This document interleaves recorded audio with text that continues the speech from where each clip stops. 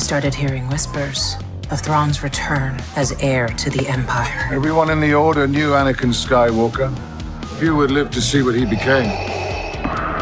Anakin never got to finish my training. I walked away from him, just like I walked away from Sabine. As a Jedi, sometimes you have to make the decision no one else can. But I'm counting on you to see this through. We are no Jedi. This is the Rebel Force Radio Ahsoka After Show. May the Force be with you.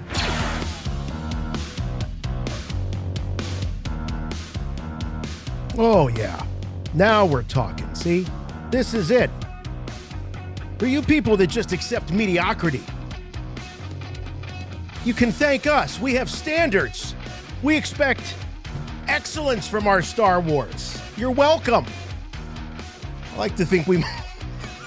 I can't continue with it. We had nothing to do with it. But the point is that if we got on here and just gushed about every little thing, then when you have a truly great episode, like I believe this week's episode to be, then where would you got to have ups and downs, peaks and valleys, and this was definitely a peak. Episode 4, part 4. I was thinking of that Attack of the Killer Tomatoes, part 2 of only 2 parts. Remember that song? Part 4 of 8 parts in this case. But man, oh man, was this something else? The Fallen Jedi. Who is Fallen Jedi? Who is the Fallen Jedi? We'll talk about that. Is it Baylan Skoll? Is it Ahsoka? She fell. Literally fell in this episode. Anakin Skywalker, he popped up. Is he the Fallen Jedi of this episode? Or is it Sabine? Oh, that's Sabine. I got a few things to say about that one. I'm sure I'm not alone when I say I'm not alone here on Rebel Force Radio Ahsoka After Show. We've got all of you tuning in and watching and listening. Thank you all for being here. I hope you're in the mood for some great Star Wars conversation, because that's what we're going to do. And it's not a slideshow. It's not a slideshow of the 150 things that you weren't smart enough to catch in this episode. No, this is actually a discussion. This is not a lecture. We're all fellow travelers here. And by we, I mean, of course, myself. Introductions in order if you're new to the show. My name is Jason, and with me, as always, my good friend and yours from Chicago, Jimmy Mack. Hey, Jason. Hey, Star Wars fans. Happy to be here to be talking about Fallen Jedi. I've fallen, and I can't get up. Remember that? I do. And I don't want to get up because there's not going to be a slideshow, and I'm disappointed. I was promised a slideshow. Now, what the holy hell? What are we doing this for? Let me ramp up the old PowerPoint here. I've got... No, there's a lot to talk about. There's a lot to talk about, and just about every single person I bumped into today in my day-to-day routine, they all wanted to talk Ahsoka. They had questions. Yeah. They had insights, observations, comments. Jimmy Mack found himself in the land of Star Wars muggles. Yeah, asking him about Ahsoka. More and more, I'm finding myself surrounded by... Well, I mean, it's just great to be around people who want to talk about Star Wars, and especially Ahsoka. So this is an exciting episode to break down. Wasn't so sure from the opening moments, the first 5 to 7 moments. I was really saying to myself, oh, my God, this show sucks. I said that out loud because of all the repeating stuff. Yeah. Standing around the Stonehenge, staring off into the sky. How many times have we seen that in the first 4 episodes? Dude, this crossed arms. Someone is please Ahsoka. Tell Rosario Dawson. Every time I take a screen capture, like, here's one. Right. It's really Ahsoka strange. And Sabine having yet another arms folded monotone discussion about doing the right thing. I really don't need to see that anymore either. But you know what? This show is very heavily with foreshadowing. And I think just about anything that happens can't be dismissed at this point, because it seems like there's a lot of foreshadowing going on. And I'm seeing it. And we saw it in this episode, doing the right thing. What does that even mean? Well, Ahsoka, she has a definition of doing the right thing, and Sabine clearly has a different definition, as we find out toward the end of the episode. But it makes me ask a lot of questions, too, about doing the right thing and what happened in their past to drive them apart, Ahsoka and Sabine. First, I want to know is what brought them together in the first place? Why did Ahsoka attempt to train Sabine in the first place? Right. And then what separated them? It has something to do with Sabine being impulsive. And that's why Ahsoka bailed. But we still don't know.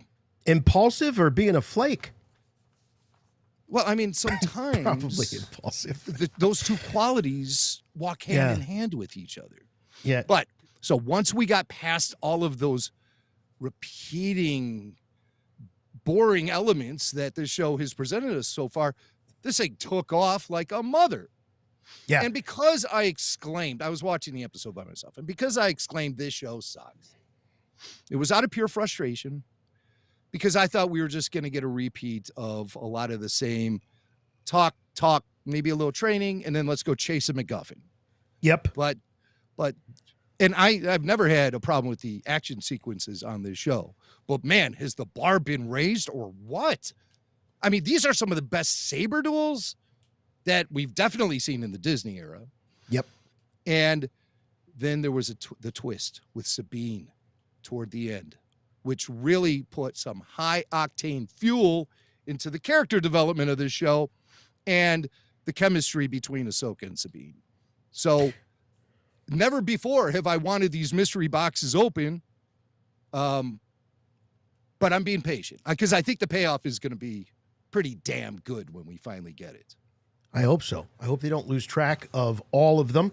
Let's get into the tail of the tape here. Let's intro this episode properly. We are talking about Part 4, Fallen Jedi, directed by Peter Ramsey. If that name is familiar to you, that is because he is a veteran Star Wars director. Well, he directed one episode. He directed, of course, I haven't directed any, so what does that say about me? Mando Season 3, Chapter 21, that was Episode 5, The Pirate. If you remember that, that's when they took back Navarro.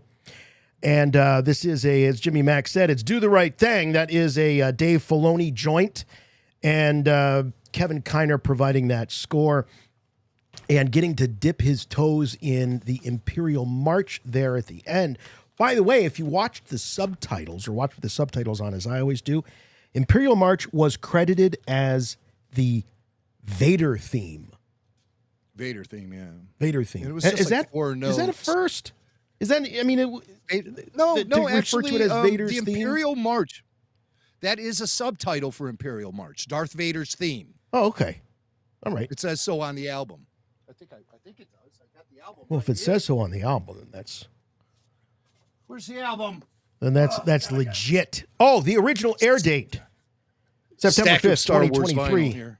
on Disney Plus.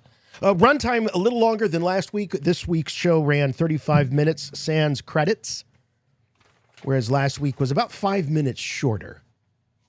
Yeah, about 5 minutes shorter, so 35 minutes. And, of course, that long credits roll. I like to think there are still people out there that are fast-forwarding to the end of the credits every week because they think there might be a post-credit sequence. Tyler's nodding his head there. I see. Are you the one that's scrubbing through the credits, Tyler, just hoping that there's going to be a post-credit sequence? Well, good. I'm glad someone's doing it because at some point, who knows, it'll happen and we'll know because of you. Just don't tell anyone else. We want to be the smart ones, all right? All right, Jimmy Mac's holding it up right here. We've got the vinyl for Empire Strikes Back. Is this the old gatefold? This is the original. And look at it. Side 2, the Imperial March, parentheses, Darth Vader's theme. There it is. Learn something new every day, folks. I always thought it was just the Imperial March. Is it okay if I just not speak the rest of the show and just use props to communicate? Yeah, would you? That'd be great. Maybe one of those. What would be so great about it, Swank? That was a joke. It's little chalkboards, where you just. How dare you? How dare I? You're not wrong, Jim. In fact, I agree with everything you said at the top of this. I too was worried. The first 5-7 minutes of it looked very much the same. If we go back and look at how this show has sort of evolved, you have the first 2 episodes, very, very heavy in exposition. And we knew that. And at the end of the second episode, we were kind of put in present day, which, well, I think the furthest out in the timeline that the Ahsoka series was going to go at that point. But a lot of exposition, a lot of character stuff. We're finally at the end of that Rebels epilogue. And then part 3, we're training Sabine, Hera, and the New Republic government, the spacewalk battle. It started to ramp up a little bit. But there was just no good character stuff. Some interesting sequences and some battles and whatnot, but nothing new. I think that's it. Like, yeah, there's some there's some Sabine and Ahsoka stuff, but their relationship is like one note. You know, it reminds me a little bit of Anakin and Obi-Wan, at least live action Anakin and Obi-Wan. They're always butting heads. There was no dynamics in their relationship until the animated series. You get a little bit of shades, but for the most part, they're always kind of at each other. Obi-Wan admonishing Anakin over everything all the time. But man, this episode had not just the great action sequences like last week, but also some really great character stuff. And I couldn't help but think that the man that this episode is named after, Fallen Jedi, is Baylan Skoll. That's the first one that came to mind. That's who we used for the thumbnail. Do you remember, Jim, when we were first getting some of the early press, they talked about Baylan being a man of another time, and we started speculating, is he actually a time traveler? They literally mean man of another time? But it seems, no, he's definitely got the gentility of sort of that prequel era Jedi. I think that's really what he meant by man of another time. Yeah, I think we can look at it that way now. We definitely know that is Baylan's era. He talks about it with great familiarity when he talks about Anakin Skywalker and the Jedi Council or just the Jedi in general. So you get that. But, Baylan has a special skill in the Force. He can read minds very easily. I think that's how he has all this information. Yeah. That's how he has all this information. And later in the episode, when that moment for Sabine, when she's at the crossroads there and Baylan is baiting her, there's a moment when he closes his eyes and you can tell that he is deep in her mind at that moment. Yeah. And he doesn't know Ezra from hell other than what he's getting out of maybe a little bit of Ahsoka, but certainly a lot out of Sabine. I would say Ahsoka is probably better at hiding her feelings so that she's not easily read. Yeah, Baylan was reading her like a dime store novel at a, he was, yes, every line. Well, I was, because I wanted some sort of rationale for why he knew everything. And like you, Jason, I was thinking, how could he know about Ezra? But keep in mind, Ezra is a public figure from the first episode when Clancy Brown is addressing the crowd. He speaks openly of Ezra Bridger, and they're paying tribute to him. So he is a public figure. Yeah. He is known in the history books. So that doesn't seem so far-fetched that he would know. But to know the connection between Sabine and Ezra, well, maybe he might have known that too, because Sabine, let's face it, was supposed to be at that ceremony. Yes. So maybe she was also supposed to speak and everything. Everyone knew it. But still, I think Baylan's reading minds. I think he was probing deep in her mind at that moment when he came up with his ace in the hole. And that was Ezra Bridger. That's how he was able to bait her and how he was able to get exactly what he wanted from her. Yeah, man, oh man, that temptation scene was fantastic. Well written, well acted. Ray Stevenson, everybody is nuts about this guy. What a shame, obviously, because he's bringing so much to the role. I think he's doing exactly what George needed guys like Alec Guinness, Peter Cushing to bring. This we use the word a lot, gravitas, this weight. He brings a literal and figurative weight to the character.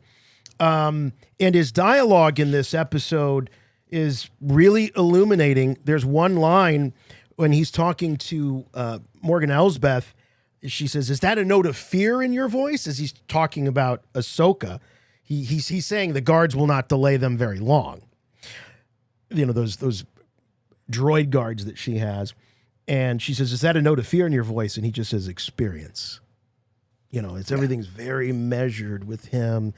You know, he's not going to open the kimono too wide.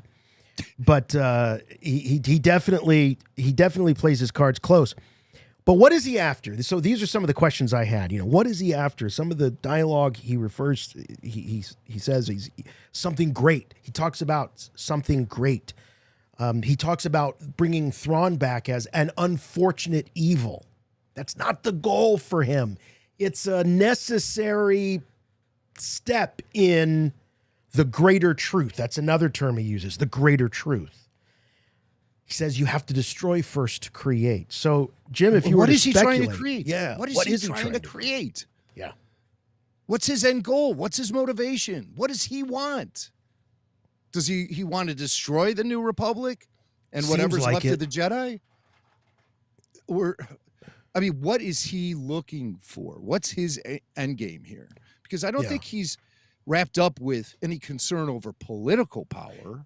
I don't think he's a political idealist, not a murderer. He's certainly no political idealist. No, it doesn't. He's not motivated by the. In fact, he's got this sense where he's kind of above it all, like he's watching ants scurry about. As even Elsbeth, it's like who's using who? Is Elsbeth using Baylan or is Baylan using Elsbeth? There you go. Go. I think they're both playing a tug of war with each other. As long as we're still talking Baylan, I want to address somebody responded to my comments about Baylan reading minds and stuff. It was Skyrider in the chat. He says, "Jimmy, he was using the Force. It's that simple." It's really not that simple. I think it's well established that not all Force users are capable of all Force skills. You have to be something of a specialist in certain departments. And I think mind reading and seeing the future, those are specialties to certain Jedi or certain Force users. But not all of them can just tap into that skill. These are disciplines. You mentioned two different skills at play here, and I think you're dead on about both. I think it is reading thoughts, getting into people's heads, but there also is, and I wrote this down, because he talks when he has that fight with Ahsoka. He just, they clash saber, or no, she pulls her lightsaber out, and he goes, "How inevitable." Yeah, almost as if he's already played all this out in his head. All this is played out in his mind, and he's impatient almost. Like, do we really got to do this? I've already calculated it. This is what's going to happen. It's a tremendous, it's a very, very interesting way to write a bad guy. Yeah, and he stays very centered. He did expose a little bit of what I would say is anger toward the end of when Ahsoka grabbed that map. Oh yeah, unwise. He done that. He seems pretty upset at that moment. Yeah, and so I think he was clearly tapping into the dark side of the Force. But also, I think at one point Ahsoka tapped into the dark side of the Force during this duel, and that's when Shin showed up, and Ahsoka jumped to the conclusion for a moment. She assumed Sabine was dead. Right. Did you read that? I did. You read it that way? Absolutely. Yes. And she lashed out Sabine, at and then she Shin. did her, her teeth clenched. That was kind of like that. There was a, but she then force pushed Shin into one of the stones, and that to me felt like it was fueled by anger, hate, and aggression. Clearly tapping into the dark side of the Force, even for just that moment. And maybe Ahsoka tapping into the dark side of the Force is what made her so vulnerable by the end of the duel, the duel that Baylan eventually proved to be the victor of. Yes. Yes, he did. And so Ahsoka is literally the fallen Jedi in this case. But so much great stuff with Baylan Skoll. We'll get to more of him when we talk about the temptation scene. Boy, oh boy. How about this? Ashes to ashes and dust to dust. Alas, poor Marrok. We knew him well, right? At least we thought we did. Who is Marrok? Well, Marrok is this guy right here. I'm throwing it up on the screen. Little cut to the gut. He didn't survive this one. It was a slice to the gut, not an impaling. And then, of course, all that green mist popped out of him, and he just sort of disintegrated. We did get a spoiler. Do you remember? Did you see that? Was that an email we got? I think it was an email we got. Oh, what was it? I don't recall. That somebody, I'm pretty sure it was an email we got from a listener that said that they got a tip that this was going to happen. So when it did happen, thanks to the spoiler that emailed us, I wasn't all that surprised. I mean, I didn't see it going this way. I definitely saw Marrok being just Marrok. But so much for all the theories. My question to you, Jim, and of course the listeners, is this a troll? Was this whole character a troll? Well, there have been Inquisitors that have popped up through the Rebel series that were really no ones. The one I'm thinking about the most is the eighth brother. He's just like nameless Inquisitor that showed up for a brief cameo in Rebels in the season 2 finale when they're battling on Malachor. And he gets dispatched pretty quickly. Never has a line of dialogue as far as I remember. And so this character really reminded me a lot of that. However, the character's death opens up a lot of questions because is it a death? Was it a death? Is it a he death? didn't just fall over. He a bunch of black smoke came spilling out of him. It was really smoke. weird. Well, you say green, but in the audio descriptive track, they say black. Oh, is that right?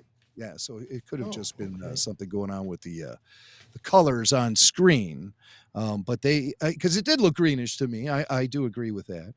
And I also thought his death, there were echoes of the Obi-Wan Darth Maul duel from Twin Sons from Rebels, where it's just one swift move. But this one at least had a little bit of pregame before the killing. So there was some excitement in there. The one in Rebels was just snip over. And but it was a very similar move, is what I'm saying. How they both lunge at each other and stop. And one is like, but I thought it was great. The saber duels were outstanding. I got to admit, lightsaber battle in the forest, that's fan film territory. That's a fan film trope. I mean, how many fan films feature lightsaber battles in the forest? But this is probably the best forest duel we've ever seen in Star Wars. Forget the fan films. This thing was way better than Rey versus Kylo, that duel in The Force Awakens. Oh, it was awesome to have the two different duels at the same time. I do want to point out, here is the look on Shin's face once Marrok gets it. That tells me that he gone. But the question I have is, does this mean that the Night Sisters and the witches were being utilized to populate the Inquisitor ranks?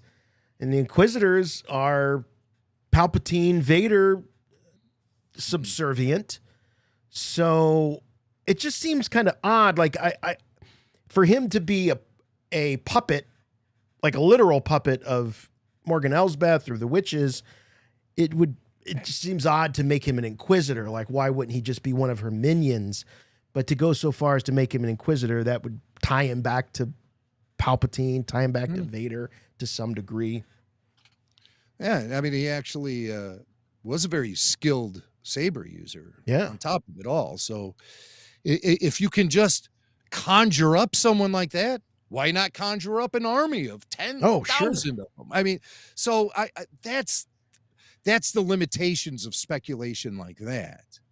Is there are no limitations for the actual skill you're speaking of to be able to like create through Night Sister magic, an Inquisitor.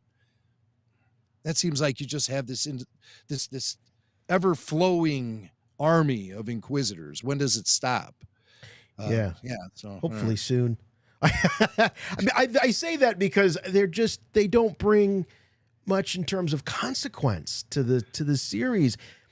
They're not a formidable or threatening foe for the heroes. I just don't think. I hope Thrawn brings it in terms of a real threat to the heroes.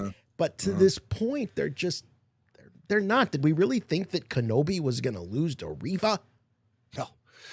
Somebody in the chat, I lost the name, but they said that this Inquisitor, this mysterious Inquisitor, Marrok, he kind of had Nazgul vibes from him. Remember from Lord of the Rings, the ring wraiths? Oh, yes.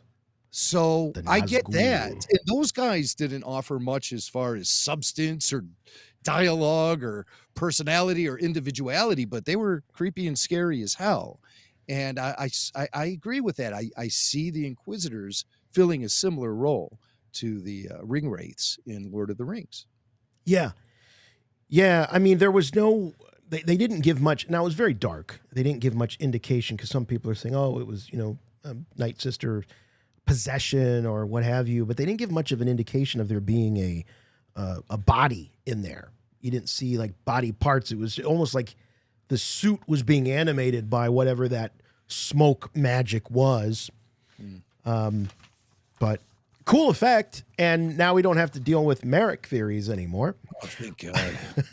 I was even getting sick of myself thinking about it. I know how you feel. I know how you feel. Sabine. All right, let's talk some Sabine. What a huge episode for her. Big moment. I tell you, I wrote the first note I wrote about Sabine for this week was Darksider in the making. Are we seeing the fall of Sabine? Are they setting her up to be a villain and a Darksider? The reason I say this is because she does something that we haven't seen since Anakin Skywalker. She falls for the temptation of the dark side, big time.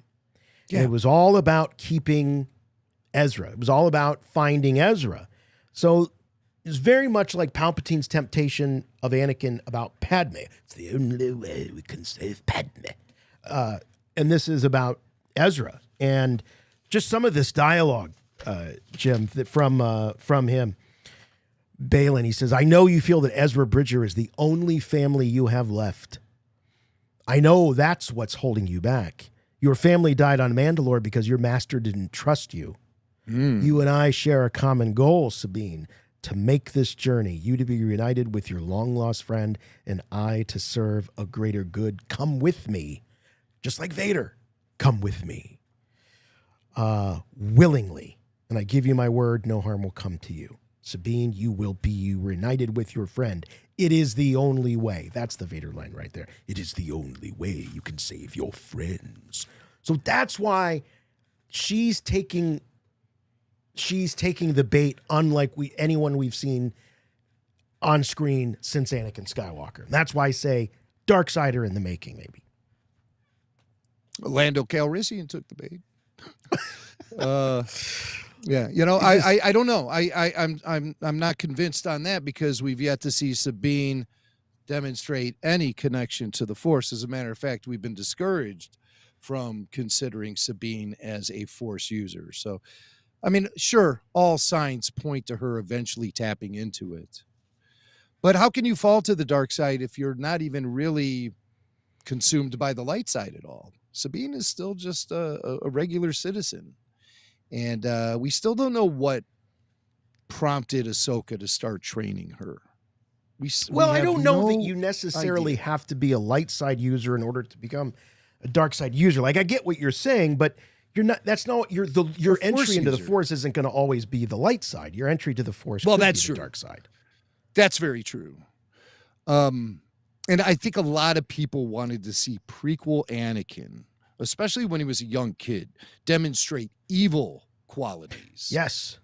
Right. And Lucas refused to do that. He totally refused to do that because what he wanted to demonstrate is how someone inherently good can become twisted and evil. Right. That was what he was all about. So he didn't want to start off with someone being evil. And I wouldn't say Sabine's desire to bring Ezra Bridger back is fueled by the dark side. I mean, by saying that, you could also say Ahsoka's fear of Thrawn coming back and starting a war is fueled by the dark side. And we still don't know what Thrawn. Hey, it does get a little slippery, right? When you start getting to that point, and I've done this, where you're holding on to your single-minded desire to the extent that you do, like, oh, is that dark side? Like you want to win so badly, even if your goal's for good.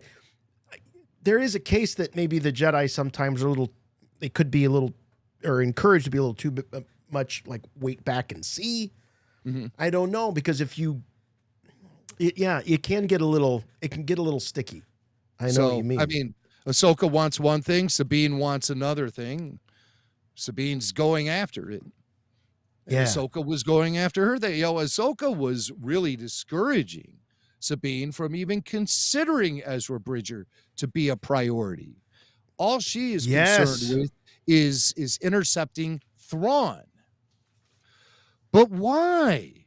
Ahsoka fears Thrawn's return as heir to the Empire more than she desires Ezra's return. But why? It's never once stated why Thrawn's mere return means the Empire will be back and more dangerous. Are you telling me Moff Gideon wasn't dangerous and a force to be reckoned with? Well, it's certainly about pumping up Thrawn as a character to the audience. And so Ahsoka, she almost gaslights Sabine by telling her priorities are whacked because the stakes are this high, is what she says. When the stakes are this high, what stakes?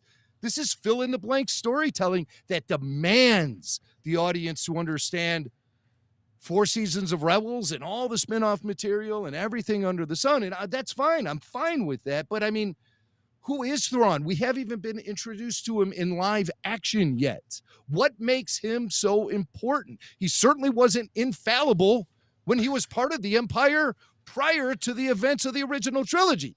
He got his ass whooped by a bunch of whales. Dude, sometimes I think, stepping out of the galaxy far, far away and looking at this from the outside in, sometimes I think Thrawn suffers the same fate as Boba Fett, where his look is so cool and the fans dig him so much that he gets propelled to be almost this of just absolute mythic stature, when the reality is like, well, what? Because I used to say this about Boba Fett, like, yeah, he's cool and all, but like, I'm talking about original trilogy and then into the prequels. Like, I don't know. He kind of goes out like a punk.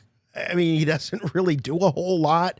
I know there's a whole subculture of people that love him, but I think that's kind of what that's the issue I have with Thrawn. Show me, don't just tell me he's incredible. Show me how incredible and what a threat he is. But man, you're right talk about the gaslighting. Ahsoka and Sabine in that opening sequence. I fear we may face a difficult choice, which is, if we can't make the journey to find Ezra, then no one should. If we can't be the ones that are going out there, then no one should. It won't come to that. It might have already. He'd be stranded out there, maybe for good this time. It's better than allowing Thrawn's return as the heir to the Empire. Can I count on you?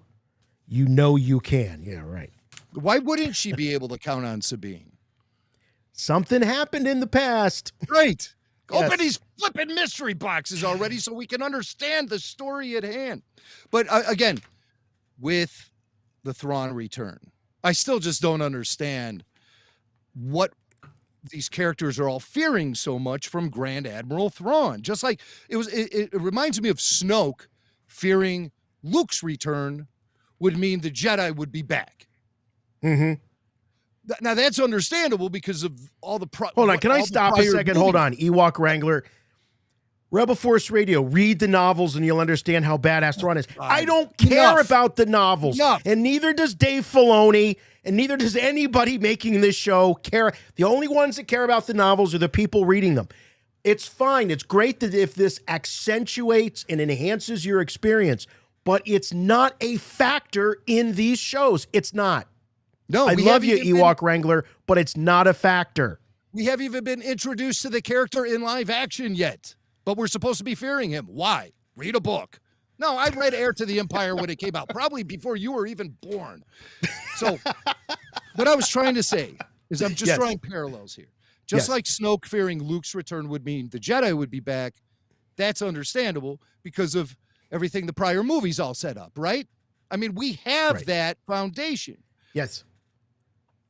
We're supposed to be fearing Thrawn before he's even arrived in live action based on, listen, I watched Star Wars Rebels, okay? And this is essentially Rebels season 5. Yes. What did Thrawn do in seasons 3 and 4 of Rebels that makes us fear him as like the end of days returning?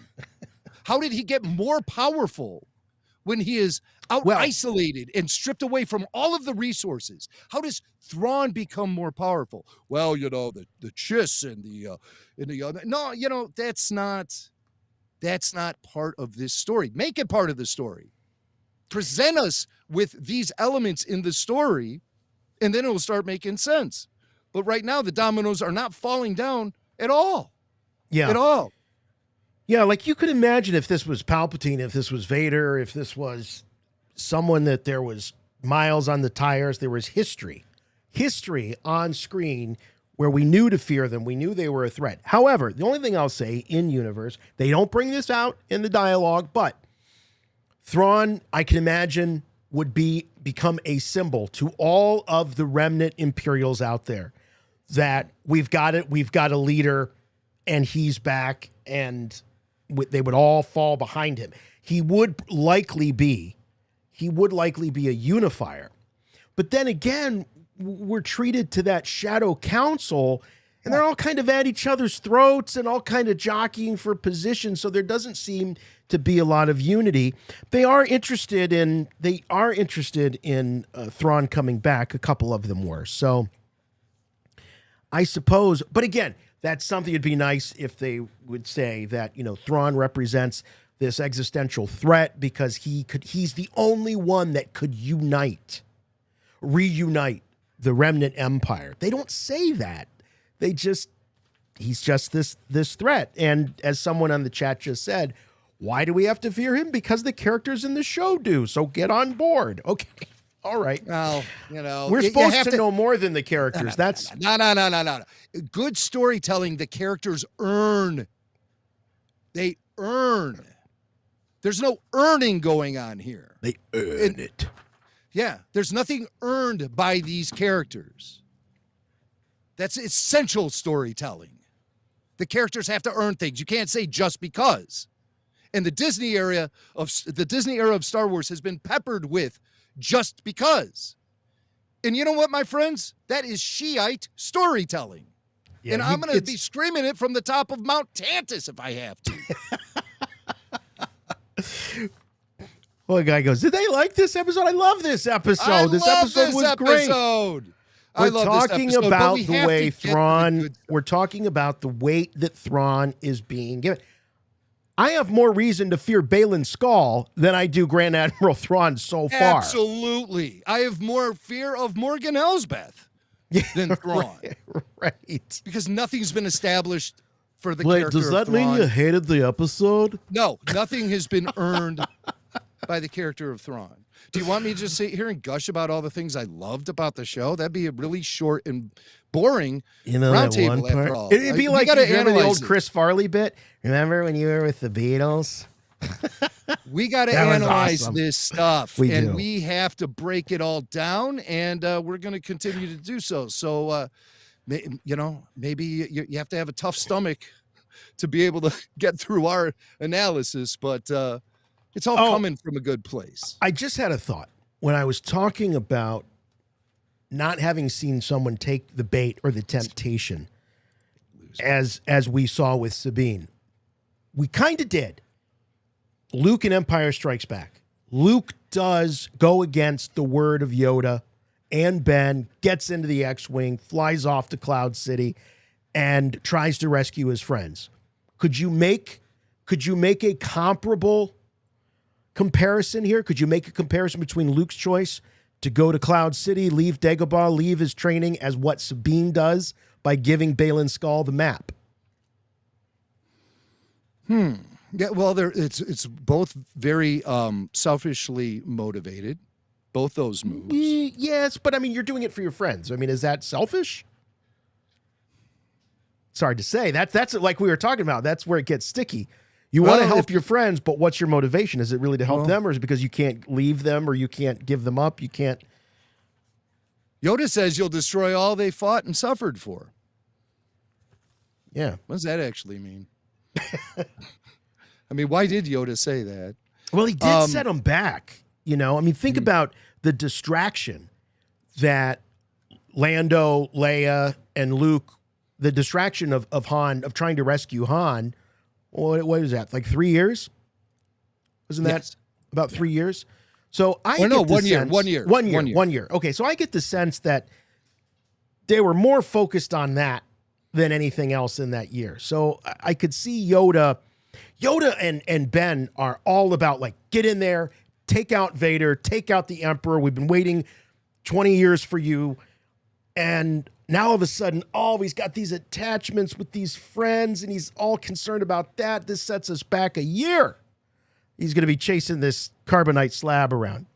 I'm being hyperbolic, of course, but I think that might be a little bit of what Yoda's saying about destroying what they fought so much for this rebellion. They've suffered so much for this rebellion. Now you're going to set it back by doing this foolhardy move. Let the smuggler go. There's bigger fish to fry. Keep your eyes on the prize. That was my interpretation. Okay. We should do do a whole after show on Empire Strikes Back. Wow, that would be something else. Peter Beiser says the Galactic War went on one additional year because of Luke's bonehead move.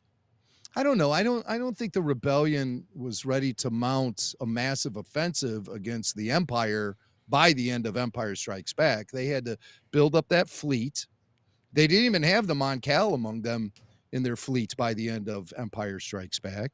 They had to build up the fleet and obviously steal the plans to the Death Star too.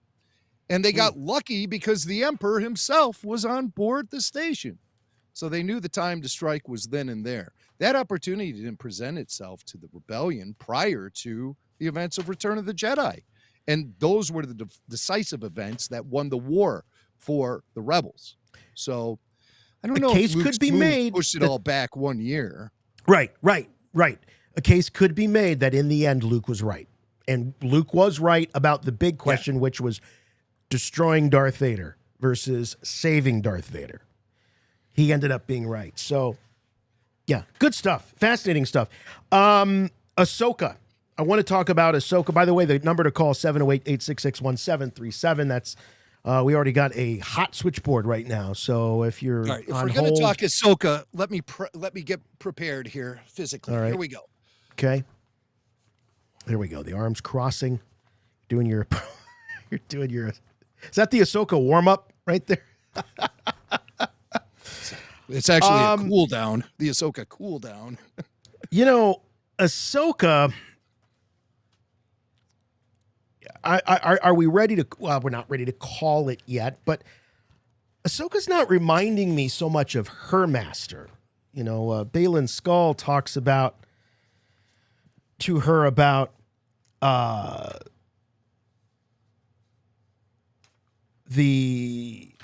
lost the quote, but he's drawing parallels between Ahsoka and her master.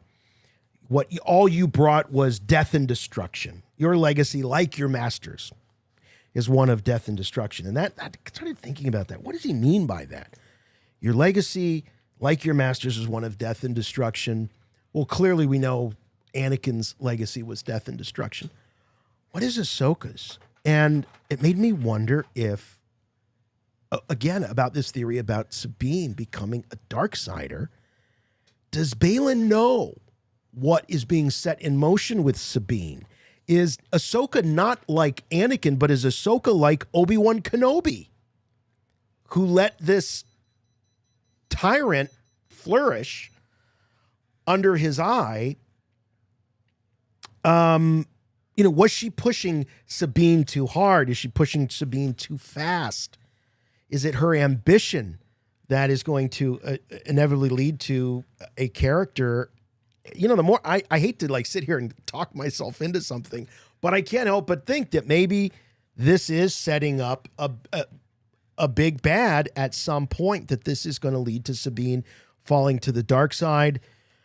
She could take allegiance with Thrawn. We don't know what condition Ezra's in. Maybe Ezra ends up at odds with Sabine. But this idea of her legacy being like Anakin's, all about death and destruction, that really had me scratching my head, Jim. I don't know if that jumped out at you as being, as you mentioned earlier, foreshadowing. Yeah. What does Baylan know? Because we know Baylan knows a lot. Well, he does reveal something very important about himself, in that he has lost his faith. Yeah. And he's lost his faith in the Jedi Order. And what he sees the Jedi Order leaving in its wake is death and destruction.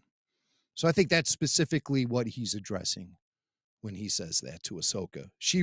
To him, she represents the Jedi that he's walked away from. But maybe he just doesn't really understand Ahsoka as far as her separation from the Jedi.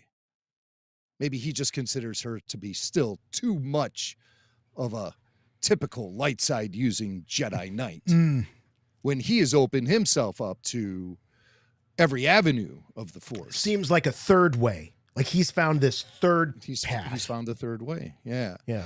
I mean, but ultimately it's the path to the dark side. There is no third way. There is no way to tap into the dark side of the Force and still consider yourself a proponent of the light side of the Force. Because once you go down the dark path, it consumes you. And those aren't just words from Yoda. Think about it yourself. They always say, people who do bad things over and over again, that it gets easier the more they do it. Like what? I don't know. Like shoplifting. There's a real simple example. The first time somebody shoplifts, they're probably terrified.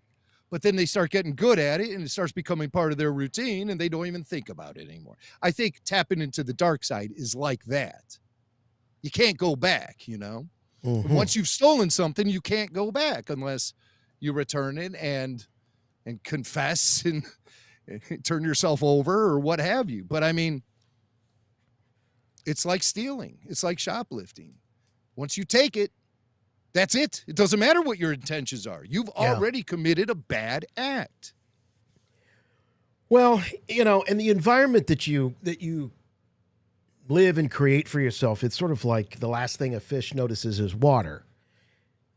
And if you're creating this environment of moral ambiguity, which is sort of a dark side idea, there's no absolutes, there's no right and wrong, then it definitely, I think, starts to creep. I think this third way is a fallacy. I think you're right. And someone on the chat was just like, well, clearly there's a third way. We're watching Baylan Skoll walk the third way. We don't know what Baylan's future is, what his fate is. We're not saying that you can't walk the third path for a while, but where does it end? Where does it lead? It's going to lead, I think, to destruction. I think if you take that third path, 9 times out of 10, it's going to lead you right back to the dark side. As opposed Anakin Skywalker was redeemed by Luke and brought back into the light side. Okay? But that didn't resolve him of all the terrible things he did. That didn't resolve him. But somehow he was able to pass through the Force to the light side and appear there at the end with the spirits of Yoda and Ben.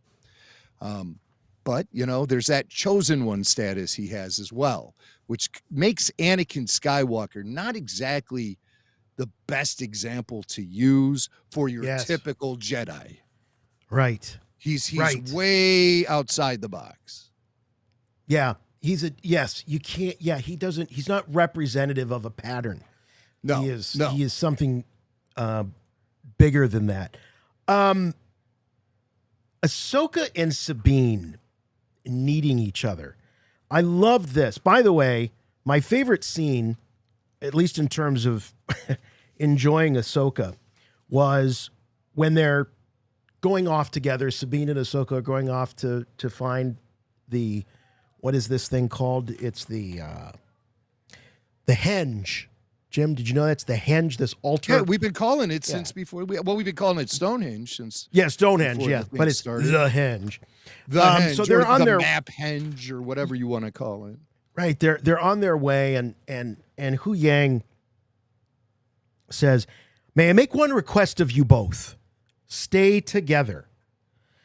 And he says, "You always did better that way, in my opinion." And then Ahsoka kind of goes, "Well, we better get moving together." And they smile at each other. I swear it was the first time I've seen Rosario Dawson as Ahsoka smile in this show. No, she smiled when she saw the whales in the last episode. There's a big grin on her face, and you know, I mean, smiling or not smiling, it's just there was a lightness to it. There was the only time I actually saw the two, I thought, relating to each other in a way that wasn't negative or overly competitive. Mm-hmm. And I thought it was a really nice moment between the two of them, and it was good. I thought that Huyang brought it out to them. And what happens? He's right. As soon as they split up, they run into problems. Right. They run into problems. They both fall apart. There's a real wisdom to this Huyang, and it's interesting because he's obviously not a Jedi. He doesn't have Force powers, but he's been around Jedi so much, thousands of years, years, whatever, that he's obviously he's picked up on a lot of things because of his programming and then what he's learned. He was on board that starship all those years, and going back and forth from the Jedi Temple to Ilum with younglings, assisting them with creating their lightsabers. Mm-hmm. For like 10,000 years, he did that. And all the Jedi younglings 10,000. Yeah, 10,000. So, I mean, after all those years, how did now he come to be in company of Ahsoka? Why isn't he with Luke? If Luke is looking to reestablish the Jedi Order, and Luke is scouring the galaxy for Jedi artifacts and hints and clues about how to resurrect the Jedi, why is then this incredible source of Jedi knowledge not with Luke? And how does Ahsoka even know Luke? So, I mean, these are just things I think about sometimes. That being said, I really enjoy Huyang. It's probably one of the best CG characters that we've ever seen in Star Wars. Yeah. I think he feels as real as anything on the show. I love David Tennant's voice, providing the vocals for the character, and the fight sequence he was in with the HK droids was outstanding. The action sequences in Ahsoka are the best of Star Wars. I am already midway through the first season. I am calling out the action sequences as I'll say some of the best. Some of the best. I mean, there's things that were happening in especially in the prequel films that I think are, as far as action goes, they're outstanding. But that was all like large scale stuff. This stuff is all like small individual one-on-one duels and fights with droids and things like that. And I think this is peak Star Wars as far as the way that they are executing these action sequences. I just love it. I just love it. Any complaint I have about this show gets completely wiped out by the fact that the action sequences are so outstanding in this, in my opinion. Speaking of wipes, how about this? How about these classic George Lucas transitions that Filoni is using? But things like this, things like this shot, Jim, we were talking about the iconic cockpit from the back view looking throughout as they go to hyperspace. Yes. Incredible. Which George ignored for the entire prequel trilogy. Yeah, right. Yeah. Did he give you a shot of a ship jumping to light speed from that back of cockpit perspective? And man, I missed it. Yeah. And the fleet all together, I loved. I mean, I thought it was, you were talking about some of the best visuals that we've seen.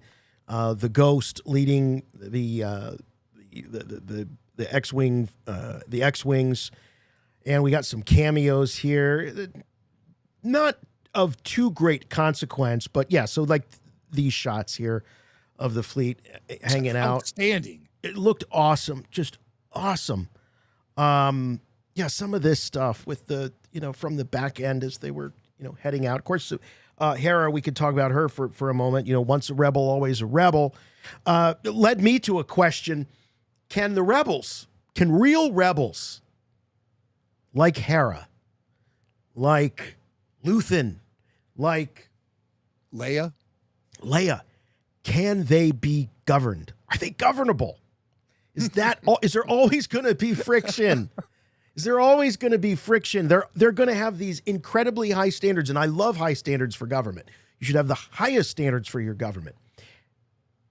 But as soon as there's a challenge, people like Hera, the real rebels, they're going to go their own way. Even her son Jason says, "How come you don't have to listen to other people like I do?" And she's like, "Well, someday when you're a general, you can do what you want to. You can disobey orders." Mm-hmm. So it's just interesting to watch these. I like being able to see some of these real rebels and how they acclimate into government life. These are fighters. These aren't politicians. And so that friction is going to be interesting. I think we'll see a lot more of it in the second season of Andor, thankfully. May not be everybody's cup of tea, but I like it very much. So yeah, love the visuals, love the fleet. Let's talk about some of the cameos here. What do we got? So some of the pilots. We got this dude. We've got a Rodian here. This is Lieutenant Mowat. Lieutenant Mowat. I can't read. Does he survive? No. We lose a couple. He's out. He's toast. Big green sludge spread out in space.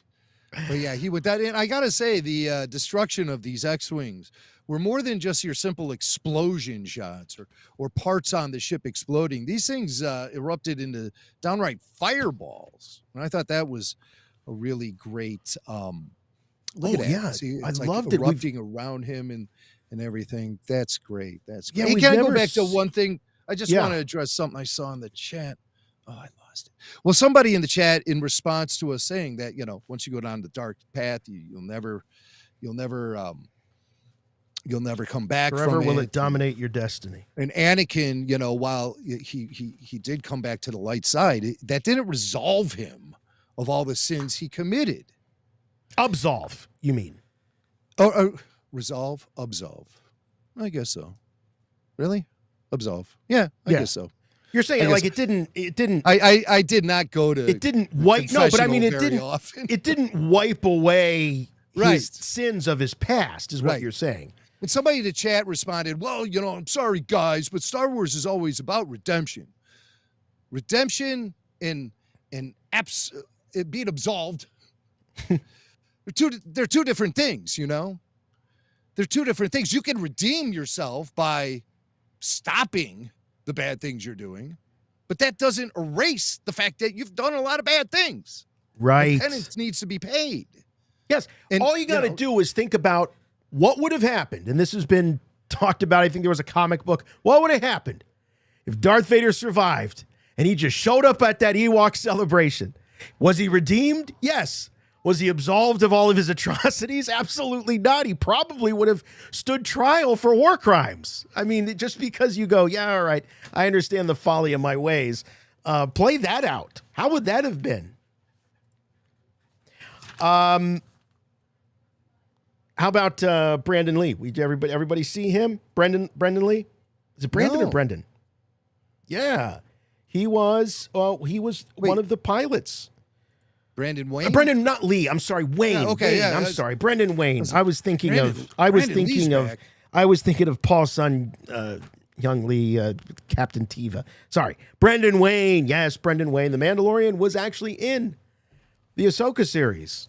Yeah, Brandon Lee, of course, is the son of Bruce Lee, who died tragically while filming a movie where there were supposed to be blanks in the gun, and apparently there weren't blanks in the gun, and Brandon got shot. It was The Crow was the film. Yeah, that's right. Yeah, and That's so right. I was like, wow, Brandon Lee, holy smokes.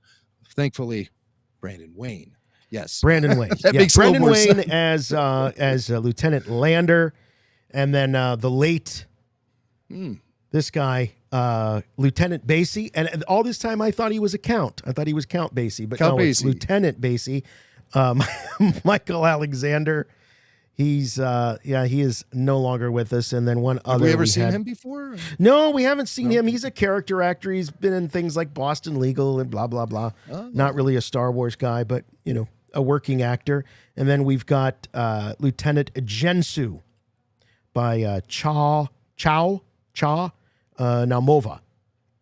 So I think Were any of these people ever on Curb Your Enthusiasm? That's really all I care. Well, I just play MTV. But yeah, the only one that I saw that really had I think of any real consequence. There's no legacy to these characters, but the Brendan Wayne cameo was pretty cool. That was pretty cool. Absolutely. Before we open up the phone lines, we do have to discuss Anakin Skywalker's cameo or appearance in this. So Ahsoka is seen at the end after she falls off of the henge. She wakes up and it's like waters around her. I thought she was just going to wash up on the beach, but it's not a beach like I'm familiar with, and this clearly looks like the world between worlds. Clearly. The live action version of this. And how about that dialogue? Hayden Christensen finally gets to call Ahsoka Snips. You barely hear it. Now, the first time Ahsoka accessed the world between worlds, she was pulled out of time by Ezra, who reached into a portal and pulled her away from Darth Vader before he can deliver the killing blow on her. And so I want to know how she then accessed the world between worlds again. I think there's going to be a lot of explanation for the world between worlds. Was it the spirit of Anakin that pulled her in there? Was it Ezra pulling her in there from another galaxy? Possibly.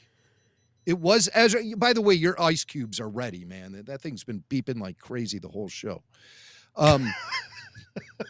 Like I said, Jason Swank is the only broadcaster / podcaster I know who keeps an ice machine in his studio. Priorities. I love it. Yes. I love you, Swank. I love you, Swank. So get yourself an ice cube. There you go. But so this world between worlds, how did she access it? It's not like a place that you can just say, "Oh, I want to go there now." I'm leaning toward it was the spirit of Anakin who pulled her in there, but I'm not ruling out Ezra. And it's something that maybe he could do from another galaxy, from where he is. Was it And Anakin also- or was it Vader that pulled her in there? Okay, well, the line is pretty thin between the two, and you would like to think that any sort of spiritual visit you might have from Anakin Skywalker, it would be light side Anakin. But the world between worlds doesn't necessarily lend itself to light or dark. It's universal because we saw Palpatine using it. Yes, right. Yes. And how did he tap into it?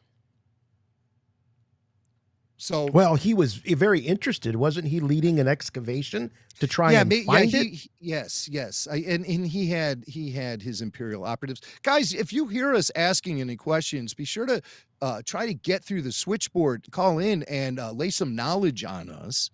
That would be really appreciated because even though I've seen Rebels a few times now, and I just recently have been going through a rewatch where I'm kind of stuck on season 3, but the world between worlds, did Palpatine have access to it on the site where Ezra was able to access it, or Was he doing it somehow, some way by using dark side magic or what have you?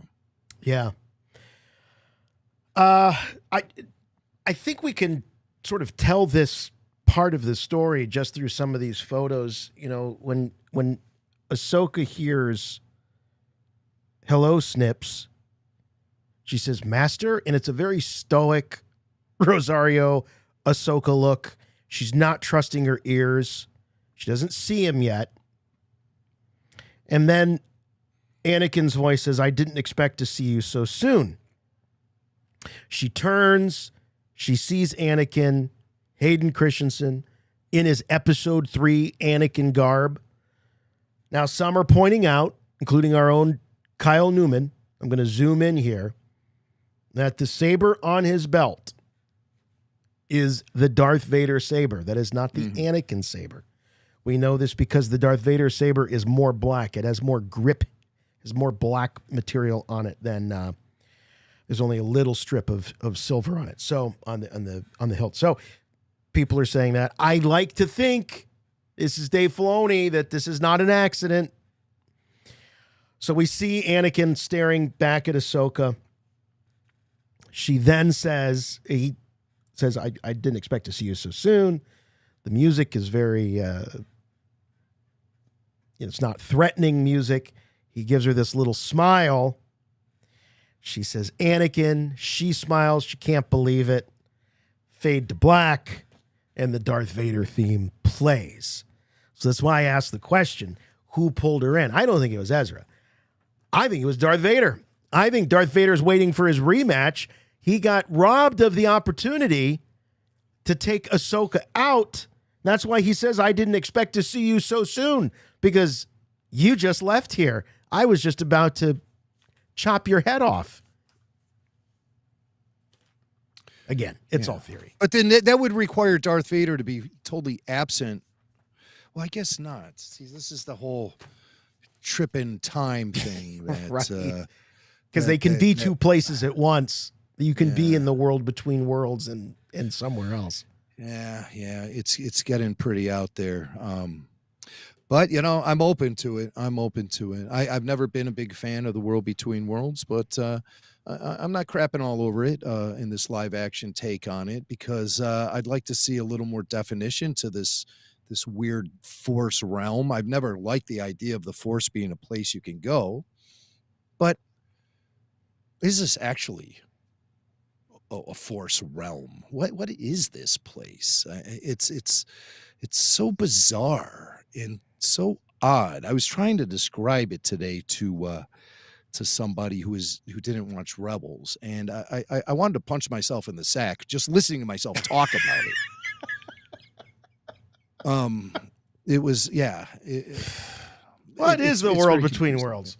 Well, and I think we deserve a definition for it at this point, because it's been used so much to adjust the future of these characters, the past, present, and future of these characters. And so I think it requires a little more definition. It's not the dark side cave on Dagobah that can be open to interpretation. I think the world between worlds requires some sort of actual fleshing out of what it really is. Do you think we'll get that in this show? I don't know. Don't. Some are saying, why do you want it defined? Isn't it like the Dagobah Cave? Isn't it? No, the Dagobah Cave didn't change the whole trajectory of the universe. See, that's what I said. That's essentially exactly what I just said. And so I think if you're going to provide that kind of element in the story and keep returning to it, then it should be explained just a little bit, a little bit. I'm not saying, but I mean, just give us something that we can put our feet on the ground with and be able to follow the story. Because when you set it all up like everything's such a mystery and we don't know what it, I mean, this is everything now. I have a long list of things that we don't know about. We're midway through this season. The mystery box storytelling, it gets tiresome. People were saying, this is not mystery box storytelling. Filoni knows what he's talking about, and this is going to pay off. Well, mystery box storytelling can still have a payoff. I know J.J. Abrams didn't think that far ahead, and I'm sure Dave Filoni did. I'm just saying I'm not a fan of the fill-in-the-blank storytelling. I just would prefer a more linear story with a beginning, a middle, and an end, and where the focus is on real people going through difficult situations that this galaxy throws at them. Not like, what is this place? Why are they doing this? Who is that? That's what I'm saying a lot 4 episodes into Ahsoka. The world between worlds, though, I'm open to it. And I think Ahsoka is going to emerge from the world between worlds in this series as Ahsoka the White, as we see her at the end of Rebels.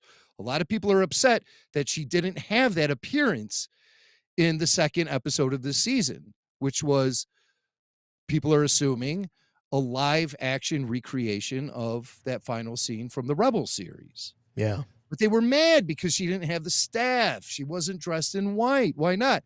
Well, guess what? I think the scene is going to repeat itself in the last moments of this season, when Ahsoka will appear to Sabine as Ahsoka the White, with the staff, with the ring on top of it. It's just what everyone wants. And it'll be that thing, all the Tolkien fans will love it. They'll love the it. repeating, the repeating stanzas of the song that George Lucas was always fond of using to construct his storytelling. Well, I think we'll still see it. All right. Well, let's go to the calls. We've got a very, very active switchboard here. Let's start with a Patreon member. By the way, Patreon members do get sent to the head of the line, so we make sure that we get to your calls first. Let's start with Gar from Utah. Hello, Gar. You're on with Rebel Force Radio. Hey. Hey, Gar. Oh, hey. I want to talk about, before I get to what I want to talk about, I wanted to talk about the world between worlds, because you guys were asking about what that was. Well, I mean, we know what it is, but, I mean, does anybody know? What's your take on it? Because that's all that exists, are takes on it. It's not been defined. Well, okay, consider this. Yoda talks about the netherworld of the Force. Mm-hmm. And I thought that was like going to heaven or hell, depending on whatever.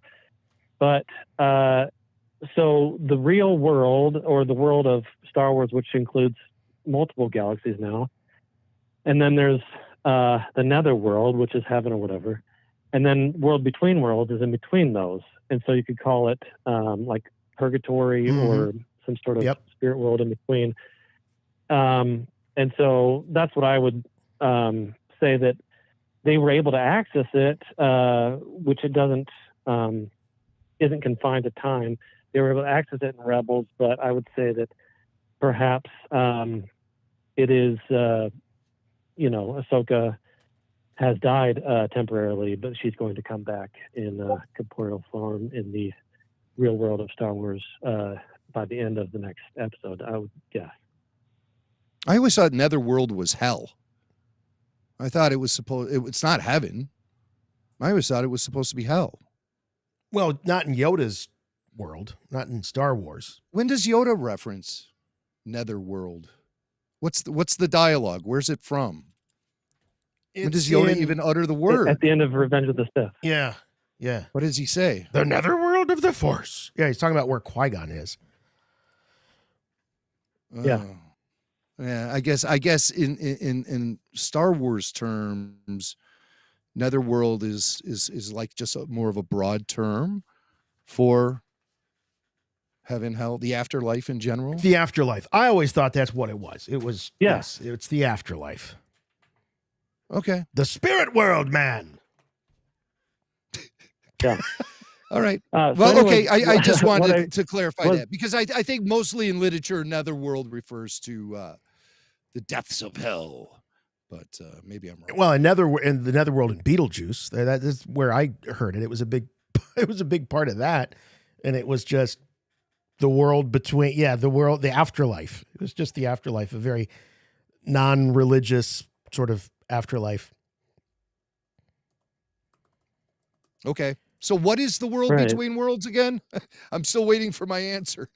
It's in between. It's in between the normal reality of Star Wars that we normally see, and in between that and the afterlife, or the another world.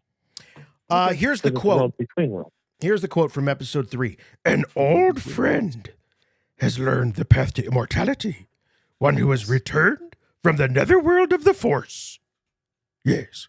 Well, he's returned. Yeah. He's returned. So that doesn't necessarily say he went to heaven. You know, maybe Qui-Gon, maybe he had to burn off a few down down at with Satan's pitchfork in his back. You know, we don't know everything about that guy. He seemed like a kind of a freewheeling sort of dude. You never know how many sins he may have committed throughout his career. Yeah, you know. All right, Gar, that wasn't what you called to talk about. What did you call to talk about? I wonder if Thrawn captured Ezra and is forcing him to communicate with Morgan Elsbeth. Say that one more time. Yeah. Okay. He said he believes Thrawn is using Ezra to communicate via the Force with Morgan.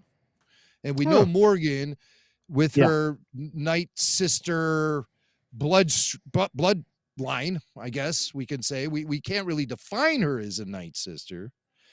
However, somebody told me that the actress refers to herself as a Night Sister in conversation. But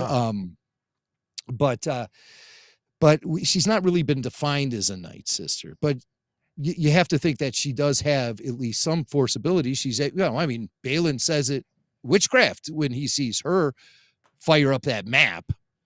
So she is capable of doing witchy things, Night Sister things, witchcraft, and perhaps that also means that she can communicate with people over long distances. So she has the receiver, but it's broadcasting from that other galaxy, and Thrawn doesn't have any Force abilities. So how would he be able to communicate with Morgan? Well, he's using Ezra.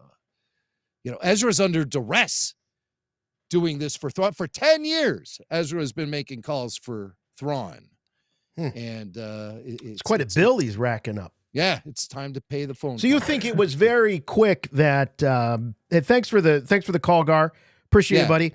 You think it was very quick then that Ezra lost the upper hand, if he ever had it, and he was for Thrawn's amusement or a slave of Thrawn or subservient to Thrawn. Wasn't it just the two of them? Did Thrawn? No, Thrawn had lackeys on that ship, I'm sure. Yeah. It was a big Star Destroyer, so right. I assume there were tons of Imperials on there and one Rebel. So it's an uneven fight at best. Yeah. How about Nate? Nate's next in New York. Hey, Nate. Nate. Nathaniel. Nate.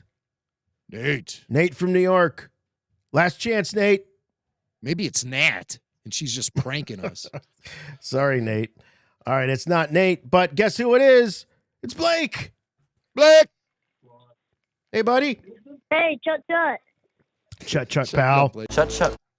What do you got for us this week, man? Lots of stuff to think about and create theories around.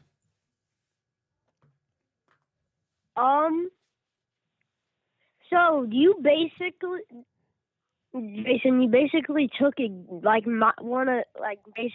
whole prediction about Vader coming and all that. Oh, Like, just all right. Well, straight out of my- put it in Blake's words. Maybe people weren't paying attention to me. They tend not to. Okay, so basically, I'm also saying now that I'm gonna talk about first how Ahsoka got to the world between worlds. How I say it. Okay. How did you get there? Because it could have been she got grabbed in, but also whenever she touched the map, and earlier Baylan said it's witchcraft, And the witchcraft probably has something to do with the dark side. And so with the dark side, anyone can access the world between worlds. It don't matter if you're light side, dark side, or just an average person. You can just walk right in probably. Okay. And then you'll end up. But whenever she touched it and she fell off the cliff, it probably sent her into the world between worlds. Because it's just all the different things. And she's probably going to leave off. Because whenever she was in Rebels fighting Darth Vader in that fight, and then Ezra grabbed her out, that caused a reaction in the world between worlds. Because you're really not supposed to be saving someone from death. Right. That's a bad. Yeah, you don't do that. You don't do that. That's right. You cannot manipulate someone's destiny like that.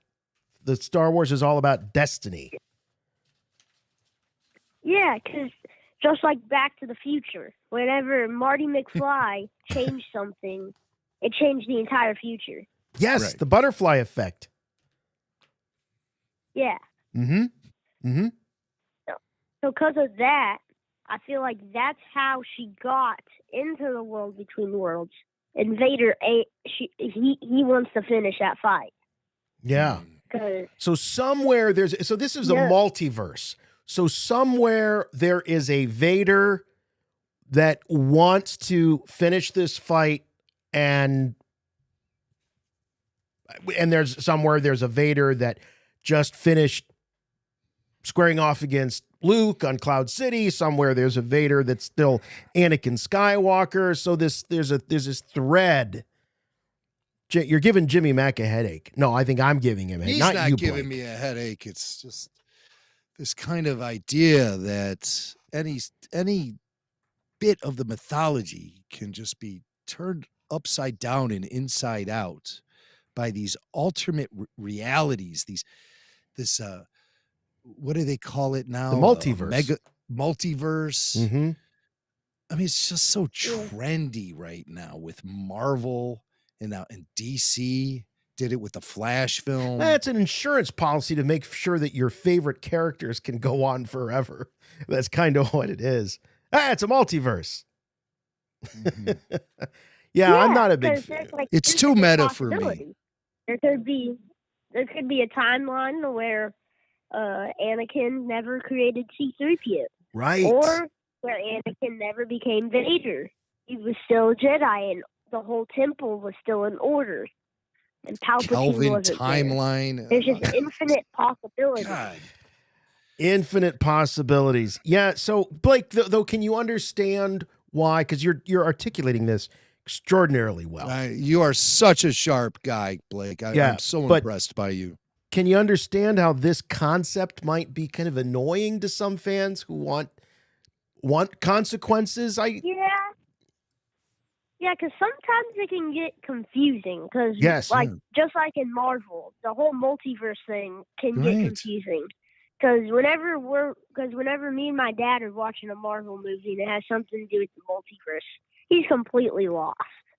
He has to ask me what's going on. You know what? Something tells me that I'd be asking you a lot what's going on, even if I'm watching Star Wars, because you seem to know what's going on, and I just love someone to put in the chat. Oh my God, I love that Blake knows who Marty McFly is. Yeah, I like that too. I like that your parents are raising you well, buddy. That's the truth. It's great. We always look forward to your call. So hey, get some sleep. You got school in the morning. All right, It's awfully late for you. Well, I guess it's not. It's not that late. It's only what 8:30 your time, right? Yeah. Okay. All right, buddy. Thanks a lot. We'll talk to you next week. Okay. These multiverses, these alternate timelines and stuff. I fear they damage the integrity of the entire story being told up to that point. I really do. I think it's a cop-out by crappy Hollywood filmmakers and storytellers who don't have an original idea to save their asses. And that's become far too much of a trend in entertainment these days, as these guys, these screenwriters inherit these wonderful franchises that have been around forever and ever, and then they're just gonna just strip the integrity right out of it, and just like it's like cleaning a fish and pulling all the bones out of the fish, and all you're left with is just bones, no meat. I think that it is what happens in franchise storytelling. And by franchise, I don't just mean film franchises. I mean that this goes back to comic book universes. I think Marvel was the first to put this in play, though it's been replicated and duplicated in other places. When you're telling a story over a span of 50 years, 60 years in the case of Star Trek, almost 50 in the case of Star Wars, you need to have a device that allows you to bring old characters back, revisit things. You need the member berries. You need the nostalgia. You need all of that. I mean, I'm not advocating for it. I'm just saying, I'm explaining why I think people use it. I remember when you had the big final Avengers film and we lost all these characters and everything. And I remember even then people saying, well, you know, Iron Man's going to come back. He can come back in the multiverse. And you can get Robert Downey Jr. again. You can get Captain America again. You can. Then why even kill off the character in the first place? They wanted to take a break. No integrity. No integrity. And, you know, I can't justify it at all. And I'll tell you what, yes, I take this very personally. I've been with Star Wars since 1977. And maybe some of the millennial and Gen Z fans will understand what I'm going through when your precious Harry Potter story gets completely ripped to shreds by a multiverse situation. And then I'll be watching you guys all cry like I cried tonight, and I'll be just like, told you so. Told you so. All right, here's Cinewars sending a super chat. Says, just got to say, some of the best lightsaber dueling I've ever seen. As always, keep up the great work, guys. Guys, I'm old. I don't know all your abbreviations. Just got to say, IY. IY. What does that mean? I don't know. But anyway, thanks for the super chat. Appreciate it. Some of the best lightsaber duels. Yep. Agree. Keep up the great work. Could be a typo. I just assume when I see that. My kids talk in this language. They text me in this language. I don't know what that means. Mm-hmm. God forbid. Everything's like abbreviations. Here's Ferris 84. Oh, Ferris 84. I love Ferris 84. Called it. Marrok was a fancy donut with nothing but green steamy jam inside. Feelings about no Zeb in X-Wing at the end? Much love, RFR. Thank you very much. I think they're saving Zeb. They're saving Zeb. Yeah. I'm okay with them saving him. Yes. All the CG money is going toward Huyang for these episodes. Right. You know, it ain't cheap to have Zeb marching his big purple butt around the place. You know, you gotta pay for this stuff. Yeah. Here's Devin Rio. Devin says, loved how the stakes were high in this episode. I was fully prepared for one of our heroes to die. Maybe one did. Bring on Ahsoka the White. There we go. Ahsoka the White. Popular theory. Returning from death. Just like Gandalf. He fell, but during his fall, he was still fighting. And then when he gets to the bottom, he then somehow gets resurrected as Gandalf the White. Now, Ahsoka just fell. And she ended up in this world between world realm. And she's going to have to defeat Anakin Skywalker to be able to emerge once and for all. Worlds. Or she'll be pulled out by Ezra again, and she'll find herself in a whole different galaxy. That's how they're going to get her there, because they destroyed the map. Balin Skull destroyed the map. So how are they going to get Ahsoka to where all the action is going to be in the next episode? All the action in the next episode is going to be in the other universe. How are they going to get her there? They're going to get her there because she's going to show up through the world between worlds. Mm-hmm. Yes. Spoiler alert. Well, it's all speculation. Of course. Obviously, we're not privy to the writer's room for these episodes, but like I said, the show is rife with foreshadowing. Yes. Earlier in the episode, you have Ahsoka saying, "Can I count on you?" By the end of the episode, you can't count on her because she handed the orb over to Baylan Skull. Mm-hmm. So, okay, you want to talk about that moment? It was kind of a slow and deliberate, and I liked it that way because it gave me plenty of time to be yelling at the TV.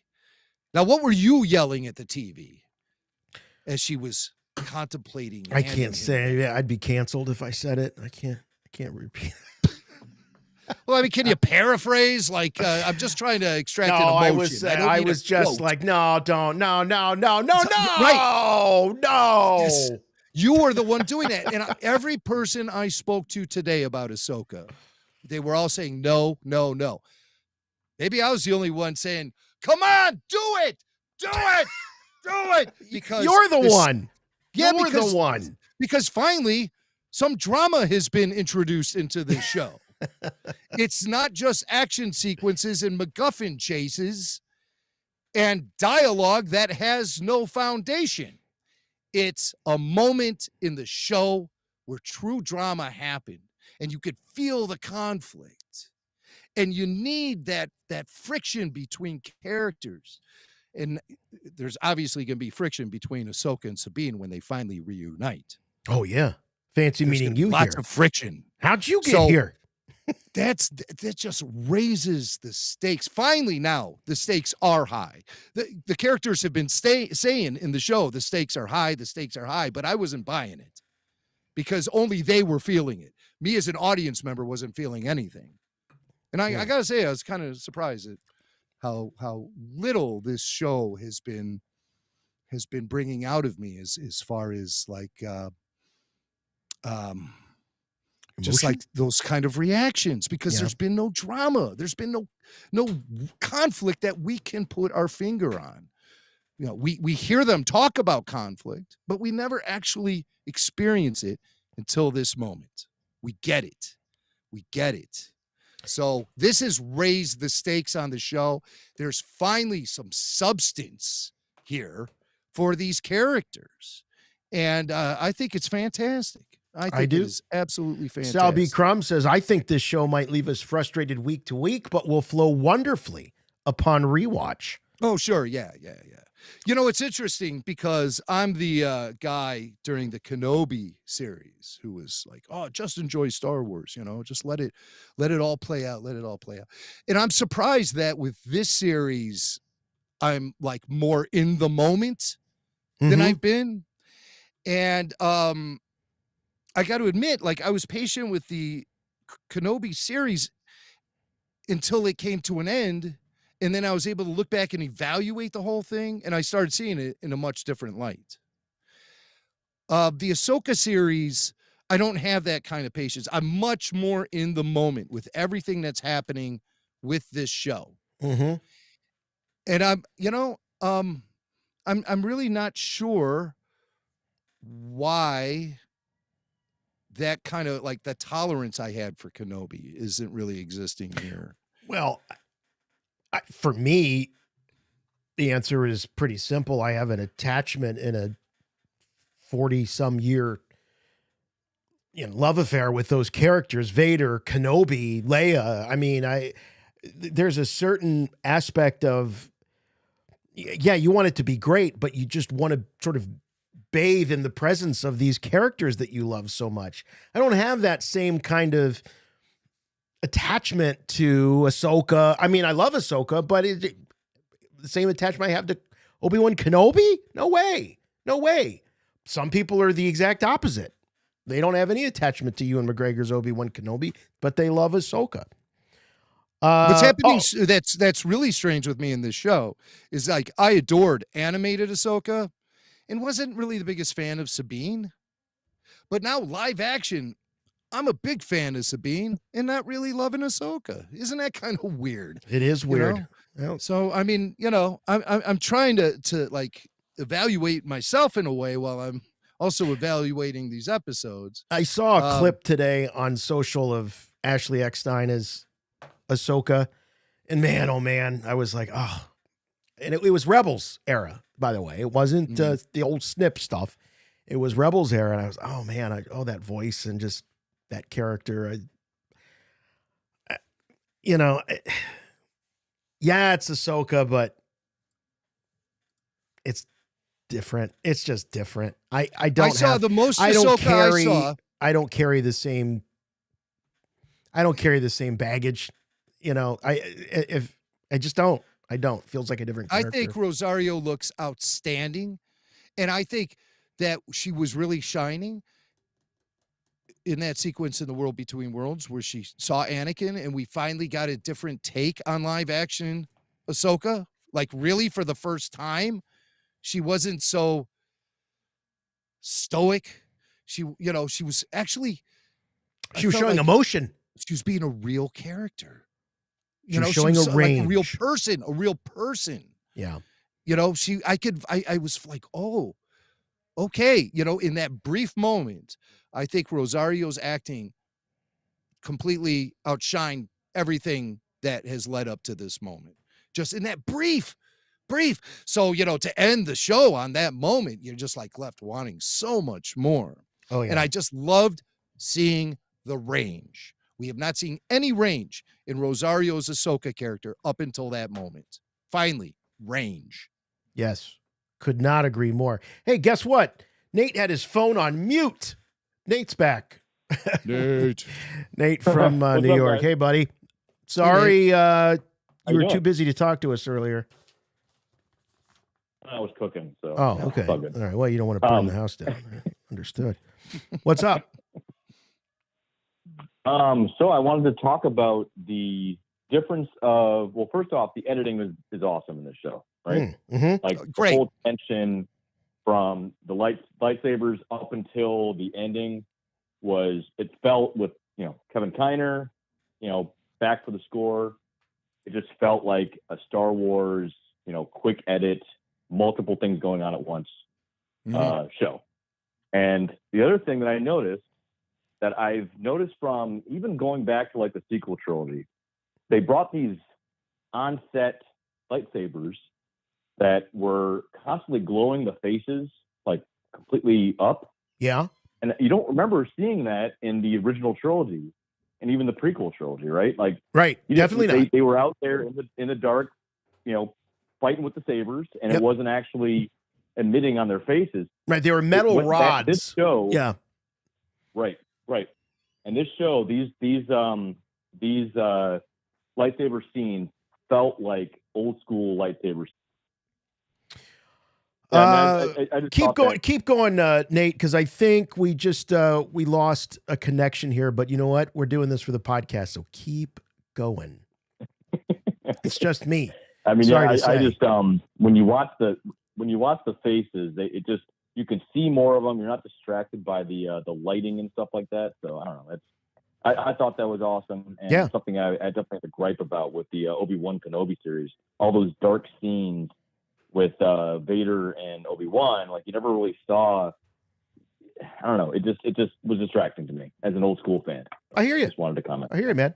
Appreciate it. Yeah. Thanks for calling, and thanks for calling back. Yeah, absolutely. All right, let's talk to. Thank you. Thanks, buddy. Let's talk to another Patreon. These are all Patreon members, by the way, aren't they? Don't they sound great? Super smart people. The best. The best. Todd from Columbus. Hey, Todd, what is going on? Hey guys. What's up? Great show. Thank you. I wanted to talk about Anakin showing up at the end. Yes. I love it, but I have a little bit of problem with it just from the continuity of the entire saga, because I think if pre-episode 3 Anakin, which is who I think this is, I don't think this is Darth Vader.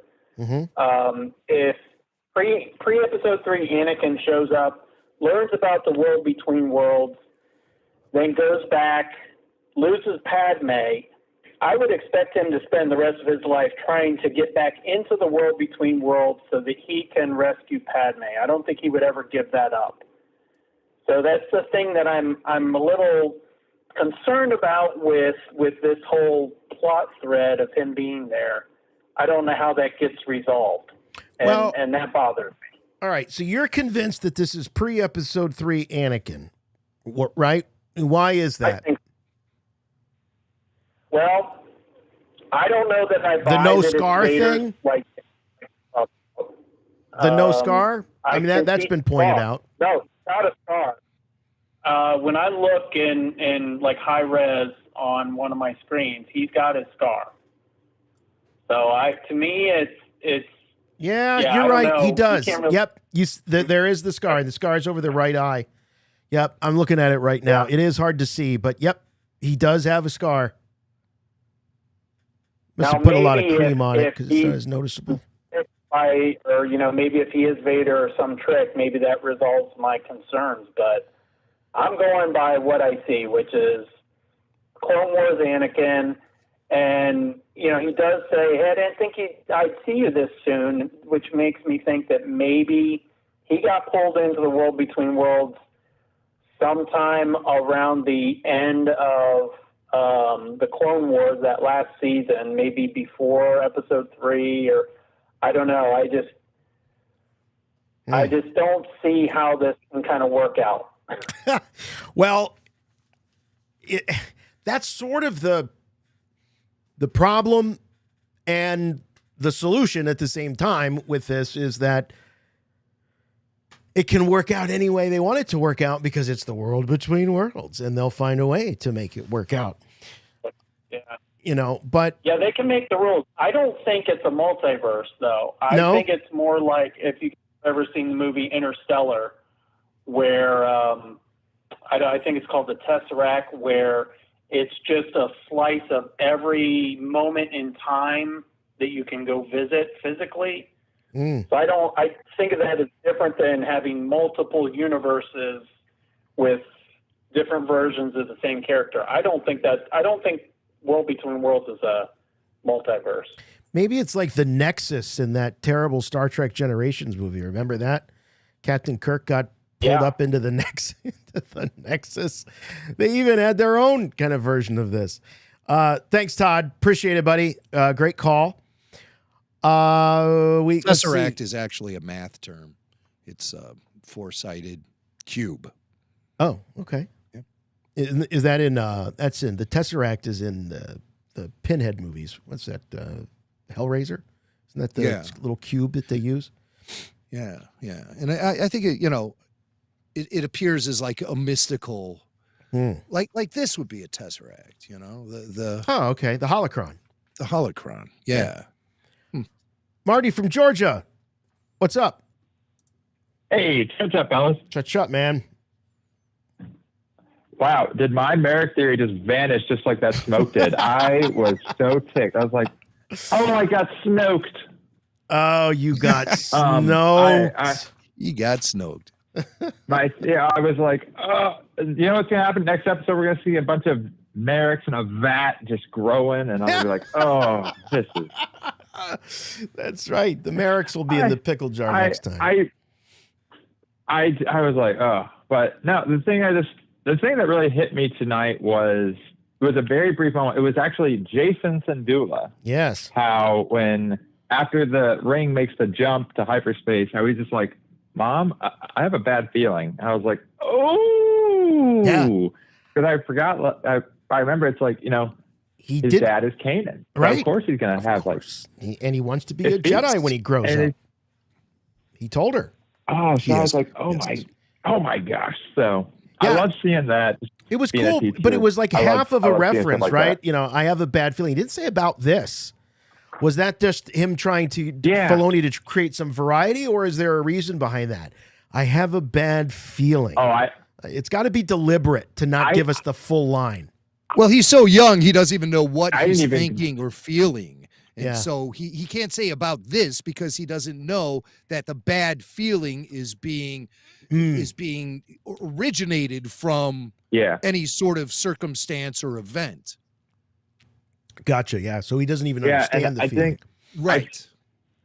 That was really what made it so impactful for me is oh, this poor kid doesn't know what's happening. Yeah. And it's scaring the crap out of him probably. But yeah. And also just the last thing I want to say, I talked with Jimmy Mack about this on my Q&A, but just being a Clone Wars fan, just growing up in that generation and seeing the prequels, there was something really heartwarming about seeing Hayden Christensen and Ahsoka on the same screen. Oh, and right. I'm excited to see that interaction. Like I got a little teary-eyed, honestly, and my roommate's like, seriously? I'm like, shut up, you don't understand. What's the matter with you, man? You're blubbering over there. But I'll tell you what, it was ruin this for me. But it was the right move to put Hayden at the end of this episode, so we have a week to roll around in those warm and fuzzies like you are right now before something happens to make us not feel so warm and fuzzy. You know what I'm saying? I mean, the impact of his appearance is more important at the end of this episode than why Hayden or Anakin is actually even showing up. It's just that moment between a live action Ahsoka, live action Hayden Christensen, Anakin. That's all we need right now. Let's put this sucker on ice for a week and think about that before the you-know-what hits the fan. If he throws a lightsaber over his shoulder, though, I'm out. Oh, I want to be Oh, love it. Thanks, buddy. Appreciate the call. That was a good one. It looks like we got a first-timer here. A first-timer and a Patreon from Texas. Who do we got here? Is this is Lincoln from Texas. What's going on, Lincoln? What you thinking, Lincoln? Let's try this again. Oh, you might have Cappy from Maryland. Oh, did I hit the wrong button? Oh, you know what, Cappy? No, you hit the right button. Yeah. All right. Be patient. Cappy. We'll get right to you. Cappy. Can you hear me? All right. No, let's do Cappy now. I don't want to leave Cappy. I left He's Cappy. here. We got Lincoln. Lincoln, what's going on? Hey, can you hear me or no? Yeah, we can hear you. Okay, cool, man. Look, 3 main quick points. First of all, I think y'all give Ahsoka too much stress about her emotion. She has gone through so much. You just buried her whole squad. She's growing up. She grew up as a Jedi. Well, no, he's making a point. Let him make his point. I hear you. I hear what you're saying. Why? I get that. But I think that you have to. You guys are not seeing where she's coming from. You know what I mean? Like, she's gone through all of this hardship, all this pain. Her whole family basically betrayed her as a Jedi. You know what I mean? So I feel like y'all have to give her some opportunity to break out some more. That was my first thing. Okay. Second thing. No, that's fair, but it hasn't been addressed on this show at all. There's been absolutely no dialogue about it. All we need is one line. Oh, she hasn't been the same since she left the Jedi. You know, anything, just anything. But we're just left to assume. We're just left filling in the blanks. The story needs to address these things, not our own personal fandom and knowledge of prior stories. Think about it. It does address everything it addresses it because did you I don't know if you guys are familiar with the Tales of the Jedi, like how what she went through in that when they showed the whole training montage of how she went through all the training with Anakin, and then all of a sudden she had to kill her whole homeboys that she just trained. There's a lot of pain and stuff that she goes through. She loses a lot of people around her. She gains a whole new family in Rebels, but she loses so much. She loses too much, in my opinion. And I think it's just going to take something to happen that will bring that emotion back out of her. And I think she shut herself off from being an emotional person because she's gone through so much. You know what I mean? Maybe that's all I really have to say. Lincoln, maybe. Go ahead, I'm sorry. Well, no, it's okay. No, I maybe agree with it has Lincoln. to do with this. What Mac was talking about earlier, what we don't know is what was this massive fallout that she had with Sabine. Maybe that is why she's such a different character. They say, her family. They say it at some point in the show where they say her family was murdered. Baylan says it. Yes, that's right. That her family was murdered, and I'm glad you're bringing this up, Lincoln. I think that's something. He says your family died because Ahsoka didn't trust you. Yep. What does that mean? We need to be putting these things in context. It's there. It's sort of there. It's sort of there. It's emerging. It's not there yet. It's on the way. Maybe. And I'll tell you, I'm once bitten, twice shy with modern Star Wars storytelling about setting things up and not paying them off. Maybe that's why I'm a little on the edge about this mystery box storytelling that's going on. Yep. Agree. All right, here's Cappy. Thanks for calling, Lincoln. That was I a good appreciate call. it, Lincoln. Call us another time. Lincoln just discovered the show. But Awesome. Cappy hasn't. Cappy's been around. Hey, Cappy, from Maryland. Hey, Jason, Jimmy, how you guys doing? Real quick. So I noticed in watching when the show dropped Tuesday night, and I noticed it for part 3 as well. Mm-hmm. And I wonder if someone at Disney's paying that much attention that it didn't show the show title. And I think I didn't pick up specifically if it showed the runtime as well.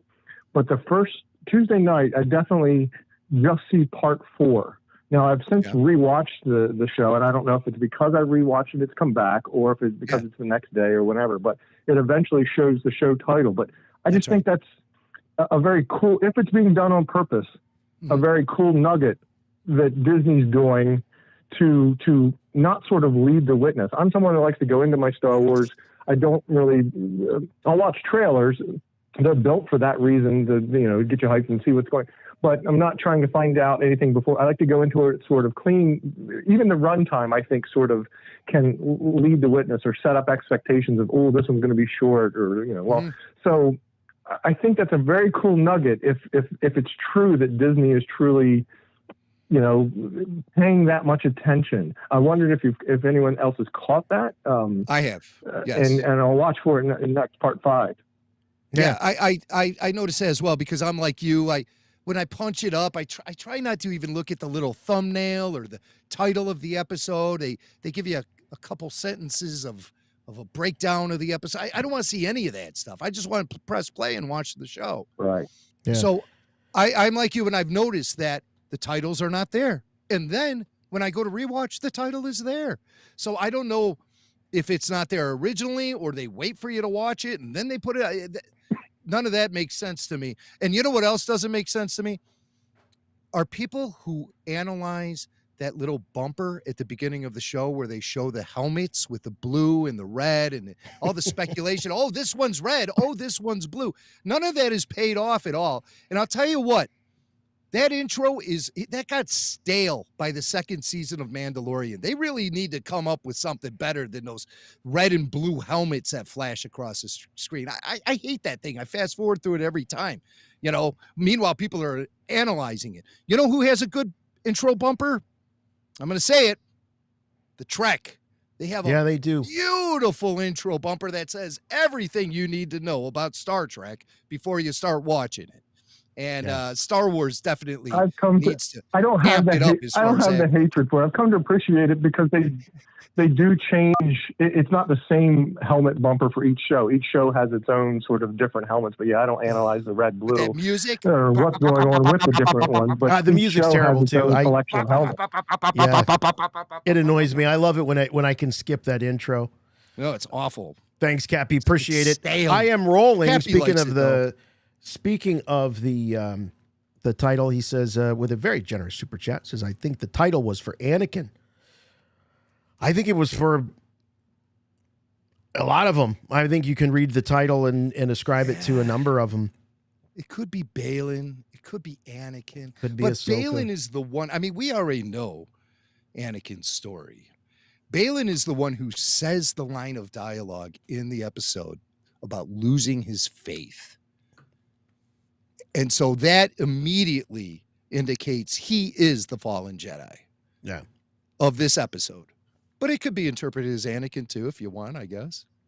Salby Crumb says, loving all the animated characters in live action, but I'm having the toughest time with Hera. Something about her just not hitting true to her animated version. Hashtag Thrawn returns in Mega Maid. What's Mega Maid? Well, I'll tell you, Hera, I've heard a lot of people complain about Hera. I like Hera in this incarnation. I've had no complaints whatsoever about Hera.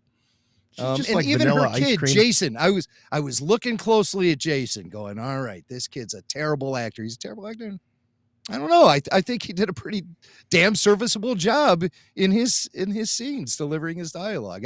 It's like I want to dislike him, but I thought he was bringing some. You have to understand, folks. We grew up in the '80s, where the solution in the late '70s into the '80s was bring in the cute kid, and they could never act. Yeah, it was terrible. Look out! Here comes Cousin Oliver. Oh no! Right. Right.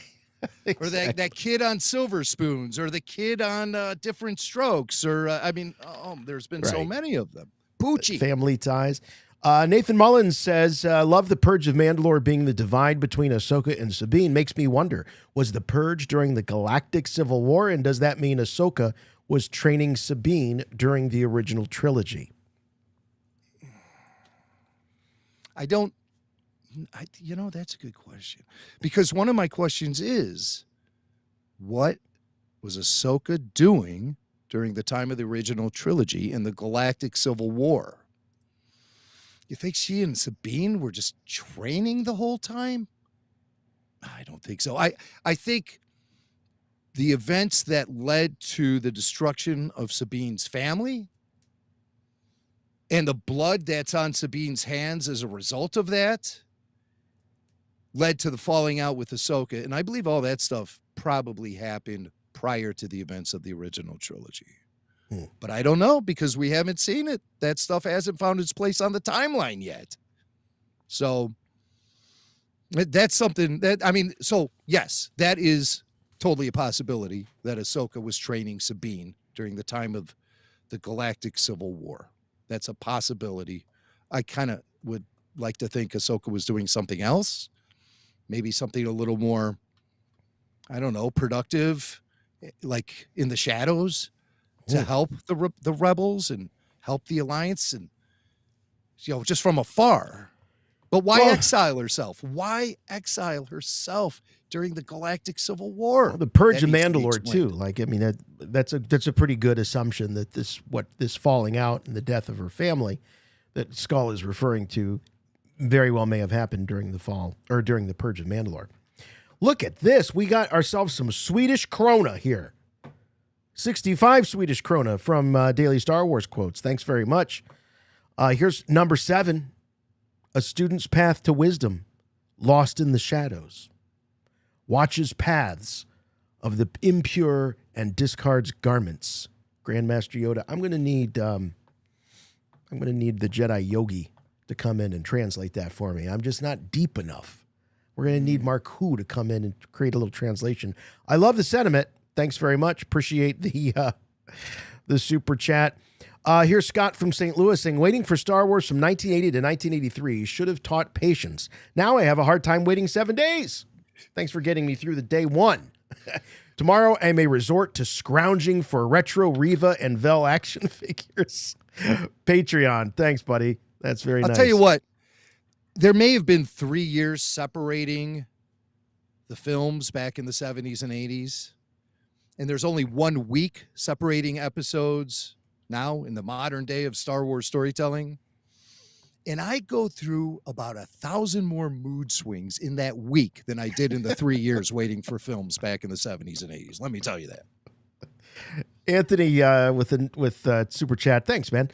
Chut. You guys are my Star Wars family. Appreciate that. Yeah. Cool that Ahsoka was using a different fighting style. Vapid? ? Vapid? Vapid? Whatever. Did she learn that from Crazy Mace? I'm still holding out hope for Crazy Mace. Also, I love that Blake predicted Carson Teva's return. Blake's take. Man, that Blake, I'm telling you, it's Filoni's nephew. It's got to be. He's got the inside scoop. Guys, I wonder how. Here's what you do. Call them, blow their minds. Jake, go crazy.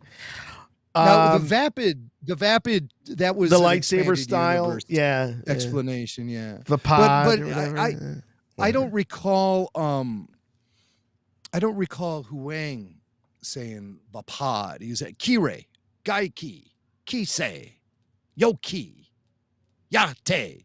I was vapid. waiting for a vapid because that's the only one I know.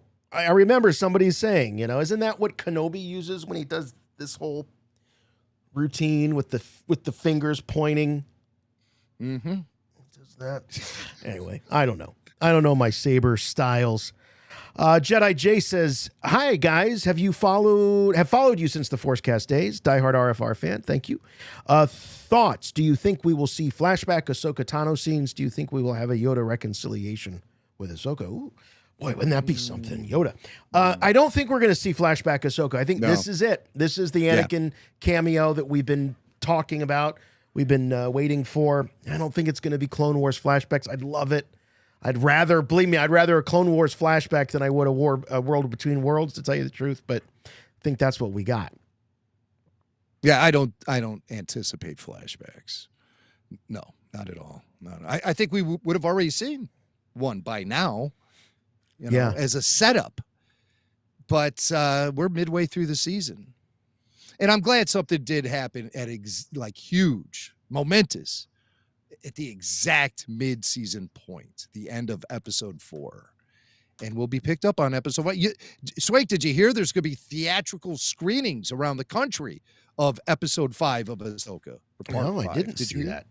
Yeah. No, really? Yeah, it's going to be in the Chicago area. It's all over the place. There's going to be a ton of them. I am not going to be able to go. It's too much of a schlep for me to get up to the north suburbs, but I think Tyler's going. Oh, good for you. Hey, Tyler. Tyler's here, by the way. He's been screening all these calls. Hey, Tyler. Hey. Tyler Page, of course, call screener and the official Rebel Force Radio program observer. How we been doing tonight? It's been a busy one, man. A lot I know. of good calls. Great a lot calls. Of people back to back. A lot of super chats. It's a shame. We're going to have to wrap this thing up, man. But let's get to a few more super chats. Thank you, Tyler, very much for always being here. And are you going such a great next job. week? I will be there. Come hang with me. I'm going to hang out. Where? Okay, we'll give them the deets. It's in Skokie. It says it's in Chicago. That's a lie. Uh-huh. It's at Village Crossing AMC at 7. I don't know if you can still get tickets, but show up. I'll be there. Ahsoka. All the information's online, so it's the Chicago area screening. Yeah. Chicago, Tyler. Episode 6. No, 5. So it'll probably look absolutely spectacular on a big screen. This is the best looking Star Wars TV show. I mean, here we go. It has surpassed all of them, including the show we keep on the pedestal, Mandalorian seasons 1 and 2. This surpasses Andor, definitely surpasses Book of Boba Fett and Kenobi. It's really just the heir apparent to the original trilogy look, style, and vibe. You know, J.J. Abrams said he wanted The Force Awakens to look like you had just taken Return of the Jedi out of the VHS machine and you put The Force Awakens in. He wanted to have that seamless continuity visually. But it's very debatable whether or not he succeeded. I don't think it's debatable here with what Filoni and the gang are doing with the Ahsoka show. Nailing it. Nailing the look. It's awesome. It sure is. All right, let's we got to get through the super chats. So no interrupting. All right, here is Mad About Digital Art just joining after a rewatch. So if someone has already said this, please forgive me. Did anyone see a bit of the dark side in Ahsoka coming out when she thought Sabine was killed? Yes, Jimmy Mack pointed that out just a little bit ago. Am I overthinking it? No, not unless you're overthinking it with Jimmy Mack. That was definitely something that was brought up. Ed B says, I think World Between Worlds is Force Heaven / Afterlife, and Ahsoka actually died. He enters back into Malachor. He enters back into Malachor 2 for a hero's death and comes back as Ahsoka the White, who we see at end of Rebels. I think I get half of that, Ed. I have a few more drinks, buddy. Appreciate that. If that's Force Heaven, then it looks like a real boring place. Let's just say. Levi Mock says, Blake's take number 1. Yeah, we think so. Thanks for the super chat. Chris F. Correction. Will focus on the Star Wars that is. Yeah, that's one of my famous lines that, somebody wants to throw back at us is constant. I've always said let's talk about the Star Wars that is, as opposed to complaining about what isn't happening. And as far as what's going on with this show, I just would like to see Rosario Dawson act. I want to see her acting range. I want to see her skills. I know she's a good actor. I just want to see it. It just feels like she's been sleepwalking through the whole thing. So yeah, I think it's real easy to have conversations like the ones we have in the moment while the series is unfolding. But once it's all wrapped up, I think definitely you have to apply the let's discuss what's actually on the table as opposed to what we wish we saw. That's when it comes to, but in the moment, we're all in the moment here. And it's pretty exciting actually to be in this moment online with Swank, with all you guys listening. I didn't have this stuff in the moment when I was watching the original trilogy or the prequels. No, None of he's us. just sitting in his bedroom talking to himself or Brother Bill. Yes. And so Dybot. it's great to be in the moment, quite honestly. I'm relishing it. Dybot says, I loved Ahsoka's focus when fighting Marrok. I loved how she took him down. Thanks for the great shows. Thank you. Yeah, she was definitely taking no prisoners when it came to Marrok. She was not handling him with kid gloves at all. Devin Rio says, I loved how the stakes were high in this episode. I was fully prepared for one of our heroes to... Oh, I'm sorry. You got read twice, Devin. Adam says, I don't think Sabine is gullible enough to fall for Baylan's tricks. I think we'll find out she did something to help Ahsoka/Hera track her location. Well, that would be interesting. I mean, there was nothing on screen that I could see, but you might, who knows? Adam, you might be right. I don't see that happening. We got Andrew. Andrew says, love the show. Waiting for Peter Beiser to be your permanent third. Okay. I can't do that. I only have one screen, one on each side. But he's certainly a great mod in the chat and always adds great value to the conversation. We love him very much. Trooper Transmission says, thoughts on the Anakin we see in the world between worlds being the embodiment of the Father. Oh, boy. We got some Mortis action here, which would ultimately result in him bringing balance to the Force. Oh, man, you're deep cutting this all over the place. But I'm not going to criticize. Deep cut all you want. You put the time in. You know enough to know about the Father. Well, Filoni wants to go back and maybe flesh out that Mortis situation maybe a little bit more, and maybe some Star Wars characters are the heir apparents to father, son, and daughter. I don't know. It's the Mortis thing is like I always thought that was a Force vision and not necessarily a planet that the characters visited. And I know it became a real slippery slope when Colin Trevorrow wanted to introduce Mortis into Star Wars Episode 9. Not something they wanted to do. So, well, maybe it's because they wanted to reserve that for Filoni. That could be something as simple as that's a political reason, and it could be something as simple as that. Problem I have is, do we need the world between worlds and Mortis? I mean, how much ambiguity do you need in your right? How many safety nets do you need in your storytelling? Yeah, right. Yeah, it could be looked at that way, and it could diminish any sort of storytelling impact either of those two realms may have if you keep going back. Here's another one. Here's another one about Mortis from Howdy It's David. Says, Anakin is a visage by Mortis to help Ahsoka understand she need not feel responsible for Anakin's turn. To get her to embrace being Jedi and drop her emotional baggage, Mortis' daughter is inside Anakin. Is inside Ahsoka. I don't know. I don't want... The only person who's allowed to feel guilty about Anakin Skywalker is Obi-Wan Kenobi, and they resolved it in the Kenobi series. I don't need any more of it. We don't need to borrow this plot that everybody's running around feeling guilty about what happened to Anakin Skywalker. I did question Baylan Skoll because I think he needs to know his Star Wars timeline, because he actually says that Ahsoka abandoned him after what he became. He says, few would live to see what he became. Is that why you abandoned him? No, she abandoned him before he became Darth Vader. So he needs to get his story straight. Let's see. What if Marrok was Kanan, captured and twisted into an Inquisitor from the world between worlds? Would have been cool to see him.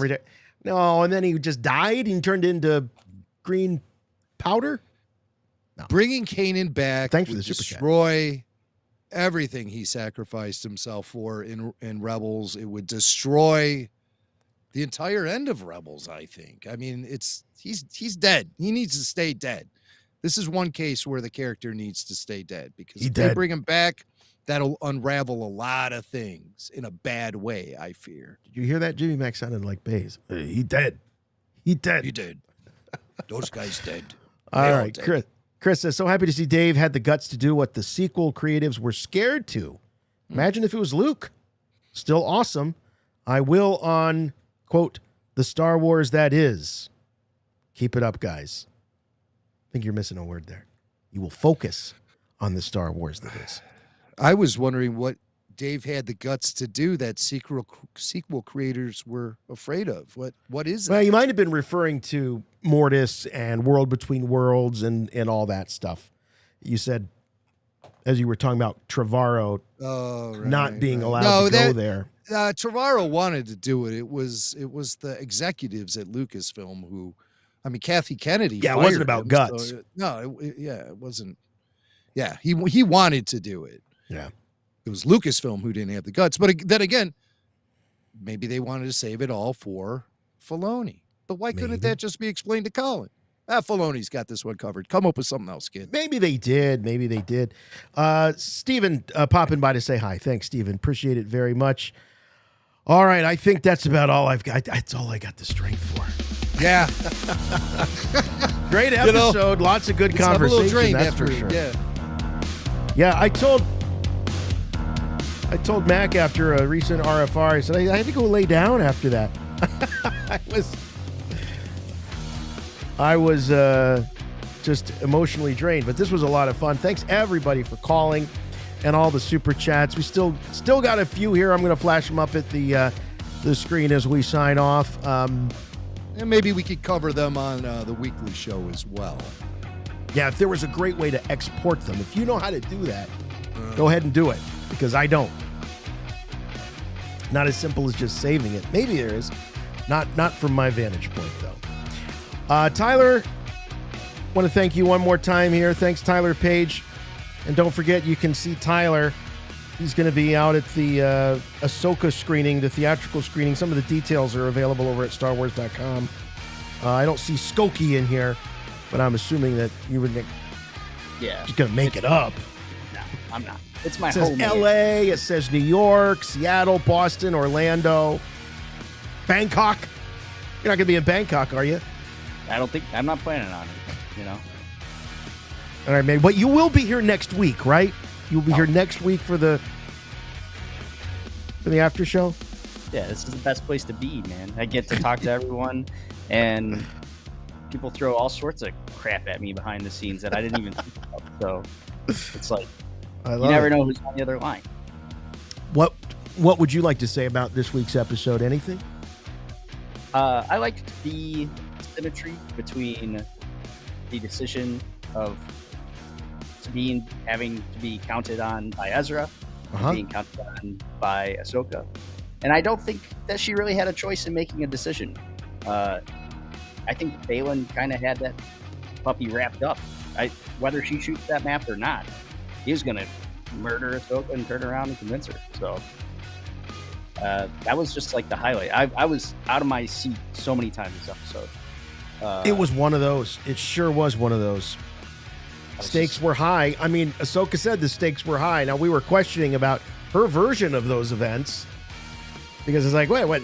This Thrawn thing? I don't know. I mean, give us a reason. You know, if I think Thrawn has... Hey, you think Thrawn has one of those super weapons that could destroy an entire planet?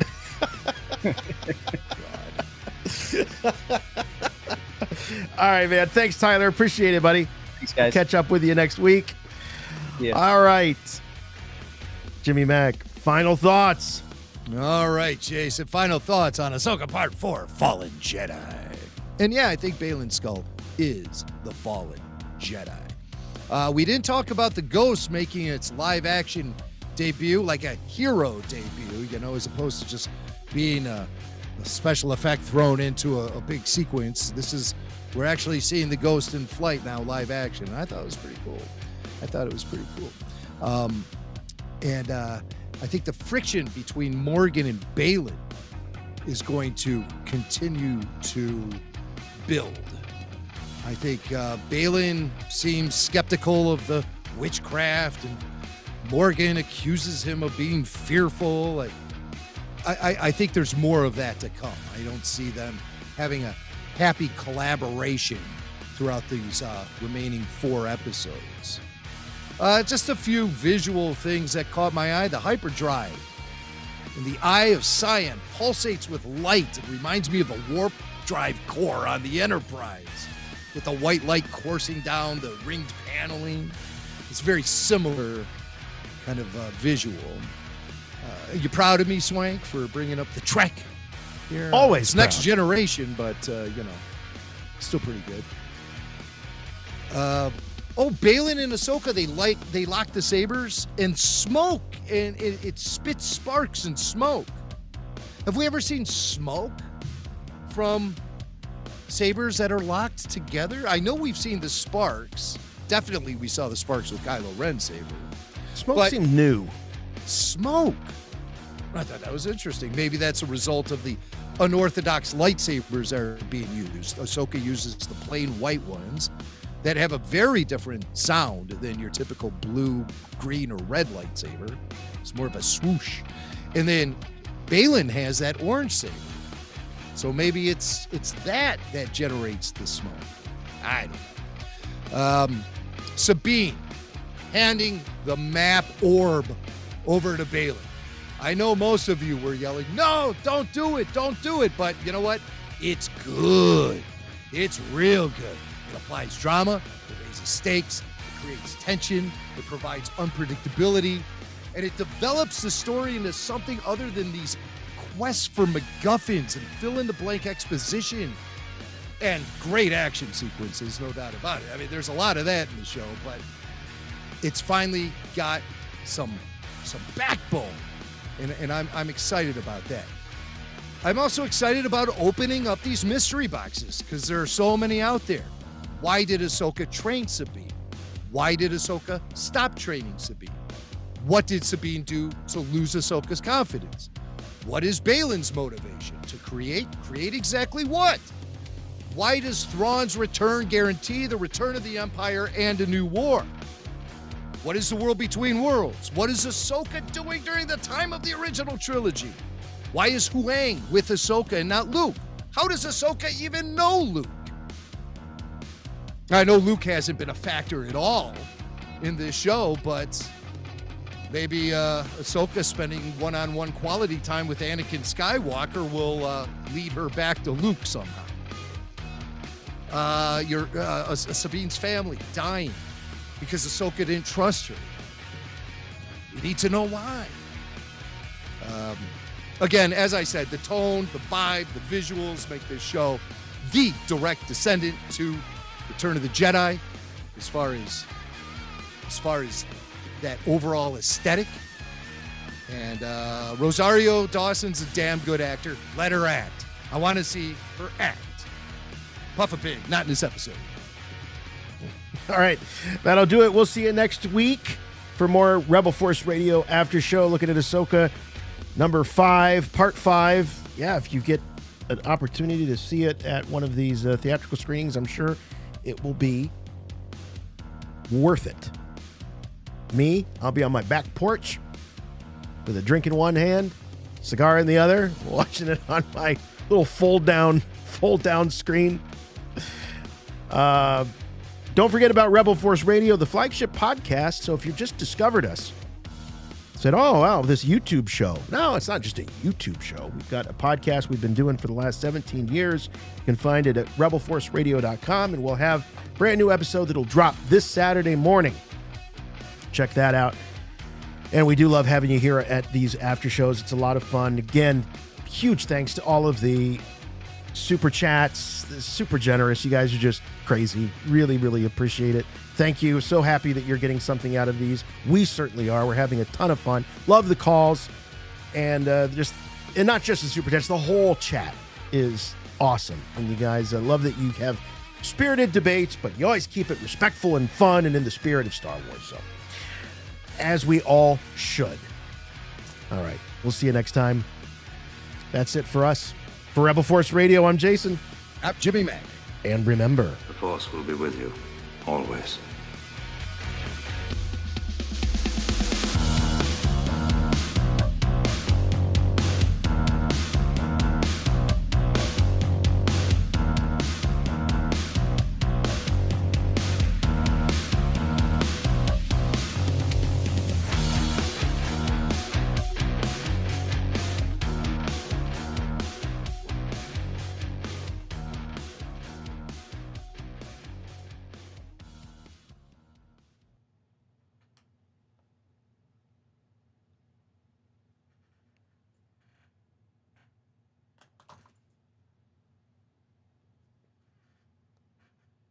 that's it. That's all. That's all we got. That's all. People are going to be all